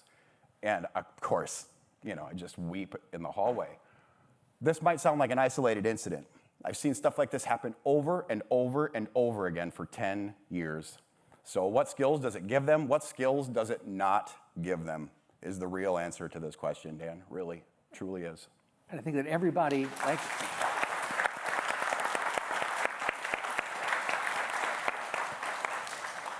you know, I think even hearing that story, but even without it, I think everyone on this stage here understands the value and understands how it fits into an educational curriculum. But I can only imagine the difficulty of convincing school administrators, especially since you don't, you know, live and work in a big, you know, cosmopolitan city, to go along with this. It would have been impossible when we were growing up. Now, obviously, it is possible because you're doing it. But tell me a little bit about how you approached the schools that you worked at, what kind of pushback that maybe you got, how did you convince the bureaucracy of the school, which I know can be immense, to embrace this, even before you had results to be able to show them? One of the easiest ways to do it is to show them, right? And nobody's going to resist having a Dungeons and Dragons club after school. That's, you know, clubs are clubs, right? And you can do whatever you want in a club. The kids are not forced to join a club. So if you have an administrator and you're looking to do Dungeons and Dragons actually in your classroom, like I play with my students every Friday. So the first 2 weeks of school is they make characters, do their head-to-toe description, and then every Friday, as an incentive for hard work for the week, we play D&D on Friday. So in terms of how to get an administrator to allow you to do this, like mine have, if you start a club, you say, hey, please come and watch this club, or here, make a character. Back when I was in Aldine in Houston, we had our director of English came in for an observation, and this is the big cheese on campus, right? This is the big, big lady. And she came in and saw my kids playing D&D, and at first she was like, what are you doing in here? You know, because they were laughing and enjoying themselves. And these are largely language acquisition learners, right? And kids from poverty, you know, we know that they have many fewer words than, you know, kids who grow up affluently and so forth. And she was upset, immediately upset. And I said, okay, just hold on a second. First of all, listen to them. Okay, these are language acquisition learners. They need to speak and listen to each other in order to learn the language properly. And I handed her a player's handbook and a character sheet. And I've done this many times with parents, with administration, anybody who's resistant. I say, okay, well, you just don't know. So let me show you, please, before you get upset or just say no because you don't know. Take a look at this. And they turn a few pages in the player's handbook and start seeing the vocabulary that's there. It's written in around a 1400 lexile, which is great reading. And what you notice about that is for some students, especially in Aldine, that would have been hard for them to reach, except the incentive of wanting to play this game, they start to understand the words just like I did when I was 10 because I needed to know what that meant because I might be missing something for my character. And so she noticed strength, dexterity, intelligence, wisdom, constitution, charisma, right? She's like, wow, these are really great words. I said, lady. You're not even seeing the iceberg yet, okay? Like this is the snowflake falling from the sky that's going to land on the iceberg. So dealing with administration, another tool was if any educators in the room here are familiar with the Danielson framework, Charlotte Danielson, that is the system by which teachers are measured and graded. And D&D play and the research that it takes to make the characters and level up characters checks literally every single box on our assessment tool as teachers. So that was a really easy conversation. Now, the parental thing. Mm-hmm. Parents of advanced children, now that I teach, were very leery about. Now, tell me very quickly, what you teach in a different place now than when you started, but tell me about those two towns. Okay, just very quickly, so we just have a context. Yes, of sir. where Sorry, you were doing. Houston. We taught in Title I, high poverty, high crime. You know, lots of need. And now we went home to be closer to friends and family after 6 years, which was kind of always the intent.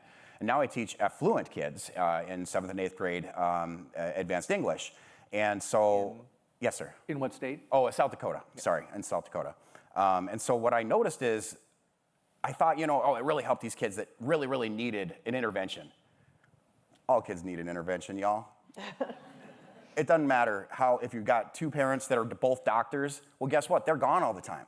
You got parents who are lawyers. They have really busy, time frames of working at home and things. So where I thought I was afraid that this affluency was going to, minimize the effect that this was going to have, it did exactly the opposite. These little mousy children who have been raised to be super, super disciplined and stuff, they wouldn't talk. They wouldn't communicate with anybody that they didn't grow up with immediately. And so I noticed instantly how that created this classroom culture. My classroom culture, y'all, they will do anything I ask them to do, okay? With efficacy, without disgruntlement. I mean, it's just incredible. And walking in there is like walking into a room full of friends. They know that they can be themselves on the frame. We all got to frame up a little bit. But they can be themselves. They can say what's in their heart. It is a safe place. And anybody who's an educator here knows that the safety of your classroom is among the most important things of your environment. So I hope I'm not going on too long here, Dan. I mean, but that's such great context. And thinking about it, working in technology and games journalism for so many years, you hear people talk about gamification and trying to crack the code to that. I was trying to do that too, Dan. I was trying to make something gamified, and then as I kept playing D&D with my friends, I was like, it's just a game. It's a perfect, it's a Let's perfect use tool a game already. to gamify it's a perfect tool. Instead of making up, like points for math tests and things like that. Shelley, now, since you work on the curriculum side of this and have contributed to that, this is a fantastic success story. How widespread do you find similar success stories to be? What objections or what barriers or what friction have you heard about from people trying to institute the curriculum that you guys have now? So fortunately, a lot of educators today are people like Cade, or both of you, Dan, who grew up playing Dungeons and Dragons. It is a lot easier sell to get D&D into schools. I have heard just mostly from educators that are just very grateful to have these tools. And my son is in elementary school at a public school, and I made this huge pitch to them, which I thought I had to do a big pitch to them. Like, do you want a Dungeons and Dragons club? Let me tell you all the reasons why you should. And I don't even think the principal read the email. She was like, yes. Obviously, we want this. Like, get over here and start this club. So we have, the feedback that we've gotten has been very, very positive. There was one question that arose from when we did a series of webinars last year with the International Literacy Association that were phenomenal. Cade was on every one of those as well. And the International Literacy Association people said, hey, we got like one phone call from someone, and she said, Dungeons and Dragons? Why? And they were like, how do you want us to answer that? And I'm like, hand her over. I'll talk to her. But no, we haven't heard really any, I haven't heard those stories. So thankfully, it's because I think teachers are, kids that grew up in the 70s and 80s and have had experience with this game and have seen the benefits in themselves and in the people around them. And even leading into the current era where there is this curriculum and there is this framework, I know a lot of people started playing or getting back into playing or introducing their kids or their students to it during COVID, where everybody was stuck at home, and we developed this skill set of using these tools like Zoom and other computer-aided communication platforms, and all of a sudden it seemed very natural for this. And did you see that sort of bubbling up even before the formal curriculum process got started? Yeah, I mean, we would hear from people all the time that were like, hey, I'm starting a D&D club at my school, or, can you help us out here and there, or just running into people that would be like, oh, you work for Wizards of the Coast. Yeah, there's a huge D&D club at my school or something. So we knew it was everywhere. So part of what we also launched last year was an official D&D after-school club kit, so that if you want to start a D&D club, you don't really know where to begin, you can just get our kit for free, which includes a copy of the new starter set and character sheets and a demo encounter and then instructions for whoever's going to be the organizer, even a cool poster to advertise your club. So those kits have been hugely successful. We ran out of them almost immediately. There's more coming, so if you haven't gotten your kit yet. Material. It's not just stuff you it's download. It's a physical kit that you just go online, request that kit, and we will send it to you. There is a digital component as well, so if you want to have access to D&D Beyond tools, we now, for educators and qualifying organizations, you can request access to that. We will give you a free license that grants you access to the core rule books and some anthology products and all of the starter adventures, as well as tools like the character builder. So you can keep all of your club's characters in one place. You can manage your campaign in one place and just try to make it as simple as possible for people. Yeah, I think if I may, to pivot a little bit on that, D&D is just easier these days to get into. You rewind the clock almost 50 years, and it was a little intimidating to play D&D. The rules were kind of, I had to explain to my wife the other day that we used to, when we were talking about AD&D, that's what we were really talking about, the real game. If you were playing just D&D, oh my! Back in the 80s, that was not the real game. The debate here is endless. What's happened is a lot of tools have been created. Shelley mentioned D&D Beyond. We have 15 million people that have registered on that site, and they come there to learn about D&D, to download free adventures, to build their characters, and it's an absolute delight to me that we can make this access available to teachers and schools, and they can leverage it. You were so involved in kind of the DNA of the game itself now.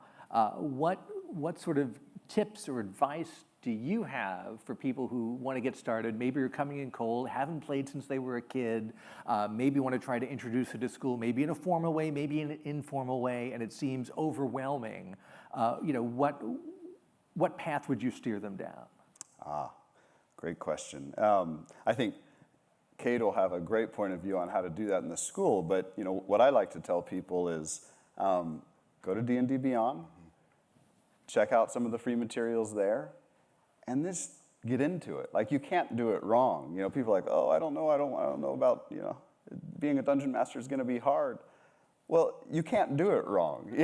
What did you make up? That's the rule. You're the dungeon master. If you don't know the answer, if you don't know the rule, well, you're probably playing with a group of people that don't know it either. And so much about what's wonderful in D&D is the improvisation, is the yes and. So I just encourage people to get in, and they'll learn the rules as they play. So there are lots of tools online, D&D Beyond.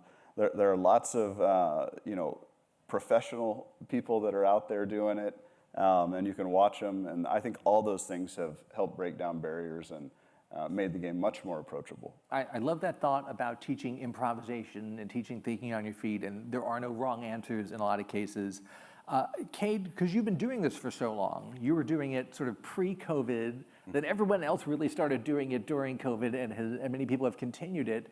Tell me a little bit about how taking a break from the in-person classroom during COVID changed how you approached this, what tools you used, whether it made it harder or easier for students. Like, how did that play out? The funny thing is I didn't have to do anything at all because they did it on their own. When they left my classroom and COVID shut us down, the kids missed D&D on Friday so much that they became sad. Parents were getting concerned of the isolation that their kids were going through, and they didn't want them just playing video games all day, and I can understand that. A cute story, a parent was walking by their little girl's room, I think she was 12 years old, 7th grade, and she heard her laughing. And she said, I hadn't heard, she sent me an email literally as soon as this happened, so I got it right away. She said, I hadn't heard her laugh in a month. And here I go past her room, and I hear her laughing, and I knock on the door, and I open it, and I say, what are you doing? She says, oh, I'm playing D&D with my friends. So we had to install Zoom, of course, on all their devices, and that's the device that they had. That's the tool that they were able to do, and they missed each other so much. Well, what are we going to do together? Well, let's play D&D. So all their little faces are on Zoom, she said, and they all bought dice and stuff. They were all taking it upon themselves to relinquish this thing that had been lost. And so what did I have to do? I didn't have to do anything. D&D Beyond is actually, unfortunately, firewalled by my school at this time. We're going to fix that. The kids, have we talked to the kids about VPNs yet? The kids, I would tell them, pull out your phone. It's fine. Pull out your phone. Use your phone. Make sure that your character is accurate. Then put it on the character sheet or whatever. So the cool thing was once I taught them, I didn't have to do anything. And I honestly just in full honesty, I like them sitting around the table as much as absolutely possible, because it's our job as teachers to make sure that skills are not lost in life, okay? And I have noticed as years have gone on, especially as social media has become so prevalent and video games have become the catalyst for so many children, that visiting face-to-face has become kind of hard. And what I see them do is so incredible at that table, and what it does for them is so, as a teacher, it's super easy to see what they don't know, what's happening in their little brain, right? Well, then certainly after a year of it, you watch the growth and you see the measurements. So the pandemic did affect our classroom, but the D&D's inspirational essence, they just took it upon themselves to figure it out, which is even better, because the problem solving is one of the great things about the game. It's catalyst to what happens during gameplay. So here they were going to solve that problem of how we could spend time together and have an activity. Now, when people came back to the classroom after COVID, did they carry on any of those kind of COVID workarounds they had come up, or did they just go back to the They would have like character creation meetings, like, oh, I'm going to level up, at home this weekend, and they would Zoom each other to talk about, well, if you're going this path, and I'll go that path, so that we're a more effective party together. So I think just the connection, the connectability was enhanced, as I'm sure everyone has noticed, through the digital platforms. My students really did enjoy the verbal, just the being face-to-face and stuff, and Zoom facilitated that as needed for us, because they're all on school devices, and so you can't just go ahead and put Roll20 on your school device necessarily, right? So they were using what they had, but how proud could I be of my students for solving this problem on their own? Since we're talking about performance in schools and how this helps students, can you tell me a little bit about some sort of objective data that you have collected over the years? It's time for data talk, about the end results. My curriculum director of the school that I'm currently at put together an algorithm to measure the COVID slide, as many administrators did across the country. They wanted to know how test scores were being affected by this not being in school. So I had the advantage in this particular instance of having kids for 3 years. I had them in 6th grade, where I taught them D&D, 7th grade, where they really took on to it, and then 8th grade, where they're almost like young adults and they're ready to go to high school. So my curriculum director dumped that data into this algorithm, and the normal mean is this cute little line, of all the students in the district, and they didn't slide backwards too much. The expectation line and the what was actually achieved was pretty on level. My students in 6th grade were right above those other students, and then in 7th grade, there's a bullet point and it tilts, and they go up. And then I had them in 8th grade, and there's a bullet point, and the tilt goes like this. So that data was so incredibly impactful to me to actually see these are the kids that were tracked for 3 years, okay? Even better was there was another class that was the same cohort of advanced children that was not me as a teacher. So apples to apples, their graph was just like the regular district graph. So putting my graph next to their graph, the only difference is my classroom environment and playing Dungeons and Dragons. So the actual reading test data that those kids produced doubled every time, doubled. Now, I'm not kidding. We're talking 3.6 to 6.2, just incredible, from 6 to 12, from 12 to 24% increase in growth is almost impossible, okay? I can't explain to you how difficult it would be to achieve that. I couldn't believe that we achieved it. And now we can replicate it. It keeps happening. So you can point to this as the variable between those. This is the only thing that I can think of. Now, a teacher's own strategies, right? Like D&D is not just what we do on Fridays. It's made its way into all my sort of, we do a lot of product-based learning. There's lessons that all revolve around choice and the ability to create. It's always like, I always think if they didn't make something, they didn't learn anything. If they can't show somebody, this is what I learned, here's this thing that we did with this project, then they didn't really probably learn it, and that's not always true. But that's, D&D is not just what we do on Fridays, like I said. It pervades my entire classroom. Mm-hmm. I veered a little bit there, and I missed it, Dan. Yeah, that's exactly what I was looking for. Dan, learning these stories as you're still sort of new to the brand, relatively speaking, compared to doing it 10 years, this guy did. Did you imagine coming in has this changed your perception of the brand at all, knowing that it has this whole other life in classrooms that maybe you and I hadn't thought about D&D in classrooms since we were, teenagers? Yeah.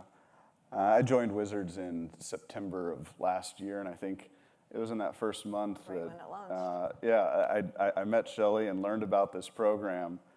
Man, I was delighted to hear that it was happening. Just absolutely thrilled. D&D is this love affair for so many of us, right? And we get emotional about it because it's it's fostered friendships in our lives that are so meaningful. And like, I want to see as many people as possible have that value and that joy in their life. And so to learn that the team was already leaning into this and making it happen gets my full and ringing endorsement. Shelley, if a parent or a teacher or a school is thinking about implementing this, but they're having some bureaucratic trouble, they're having some pushback, they're not sure quite how to make the sale, what advice would you give them to kind of move this conversation forward if they're running into some roadblocks? I would just say, Cade, Yeah, can you take this? If we can't get Cade on Zoom with everybody in real time, although I bet he would make himself highly available. We have a lot of resources available online that show the, other educators, Cade himself, all those webinars I was talking about. There's a great video about another gentleman named Zach Clay who he's a professional dungeon master, because that is a thing, everyone. And he runs D&D after school clubs, and he put together this video of these middle school kids, and we're looking at kids that are like the jocks and like, the math kids and the theater kids, and they're all together, and like boys and girls. Like it is 50-50 split here. And there's even a kid who's there going, I just like all the math and Dungeons and Dragons. Who says that? Who is saying that? It was very nice for you to say the jocks and the math kids and theater kids and not say the jocks and nerds, and I appreciate that. They're all nerds now. They're all nerds. I don't even think that they consider D&D nerdy anymore. But there are plenty of resources out there, and there's plenty of advocates out there too. I mean, with 50 million people out there playing D&D, you can wear that shirt anywhere, and somebody's going to stop you and be like, D&D, I love it. Yep. So there are, again, like tap into any of the people in your community that can be an advocate for this, and really just show them the data, show them the stats, show them the game. Explain that this is, how this game can have profound impacts on kids, not just with their education, but with their social emotional, which is so important.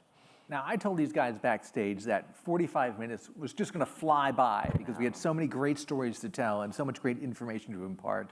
I did want to save a couple of moments for questions, even if we don't have a mic to pass around. I think if somebody can shout out or come towards the front with a question or two, let's try to at least save our last 2 minutes and 30 seconds to take a question. Yeah, go ahead, and just make it loud so I can hear you, and I'll repeat it. A question for Shelley. Okay.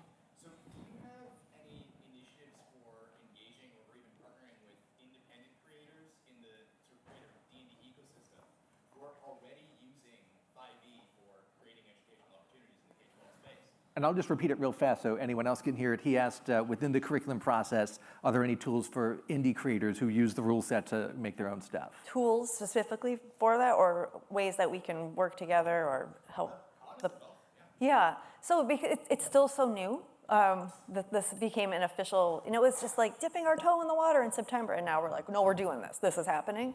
So at this time, I'm very interested in obviously learning more about what people are doing and the tools that are out there, and then if there's ways that we can partner together or work together or help, let's do it. Cool. That's the answer. Go ahead.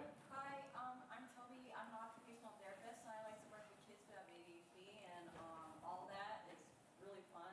I've done D&D groups, and I just wanted to see if, do you guys have like a curriculum that's based on executive function? Because D&D does all of that. Yes, it does. But it's like honing in on telling parents the benefits of how to address all the executive functioning skills. Because social emotional also falls in emotional regulation, falls under that umbrella. And you have to then put yourself in the character shoes, and then also negotiate between different personalities and stuff within like everything. It does so much on the executive functioning like umbrella that my job is so easy, but it's kind of like herding cats. I love working with kids who have ADHD, but it's so easy to see the benefits of it.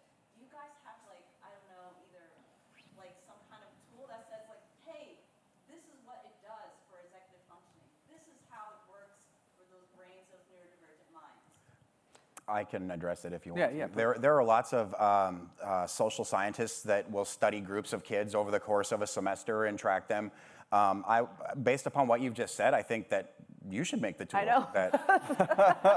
Because sis, that's what happens is like, that's what I did is I tracked the data and said, I can check all these boxes of all these things that it does. And since you're the one working with them, I did a little bit of brain science and discovered that the piece between the two hemispheres of the brain, when that's underdeveloped, it's almost always linked to ADHD or hyperactivity disorder. And the gameplay element of the speaking, listening, reading, writing circle for the kids, it reinforces that part of the brain, and the brain just sort of starts to work better, and the myelin sheath between the two hemispheres becomes much more greased, and all of a sudden the kid just inherently is like, this test is easy, you know, or yeah, I can sit and listen to you, teacher, wow, you know.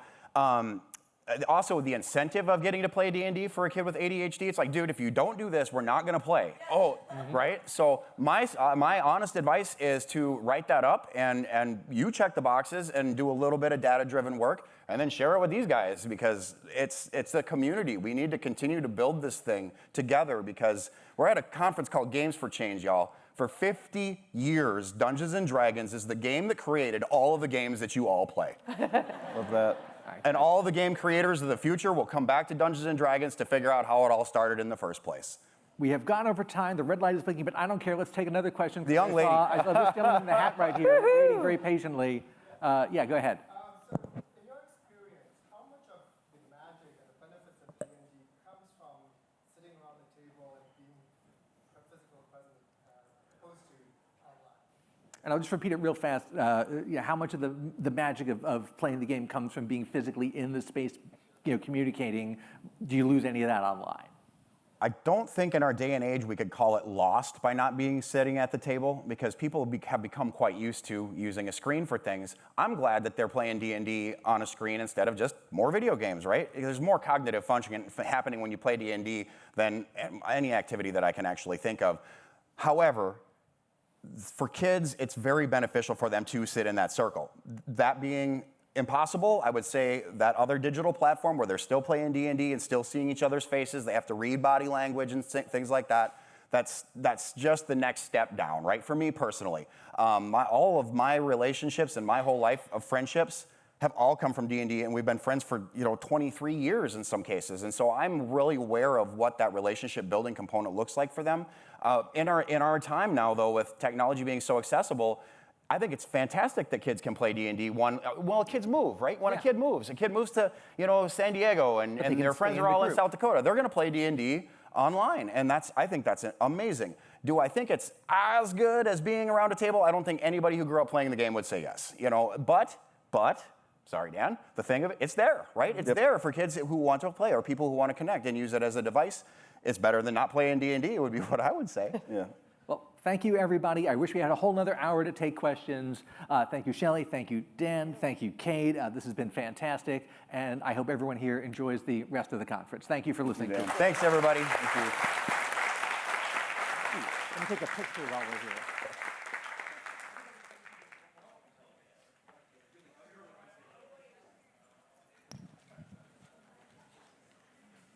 Thank you for attending the morning sessions. We will take a break and resume again at 1:45. Again, we will take a break and resume again at 1:45.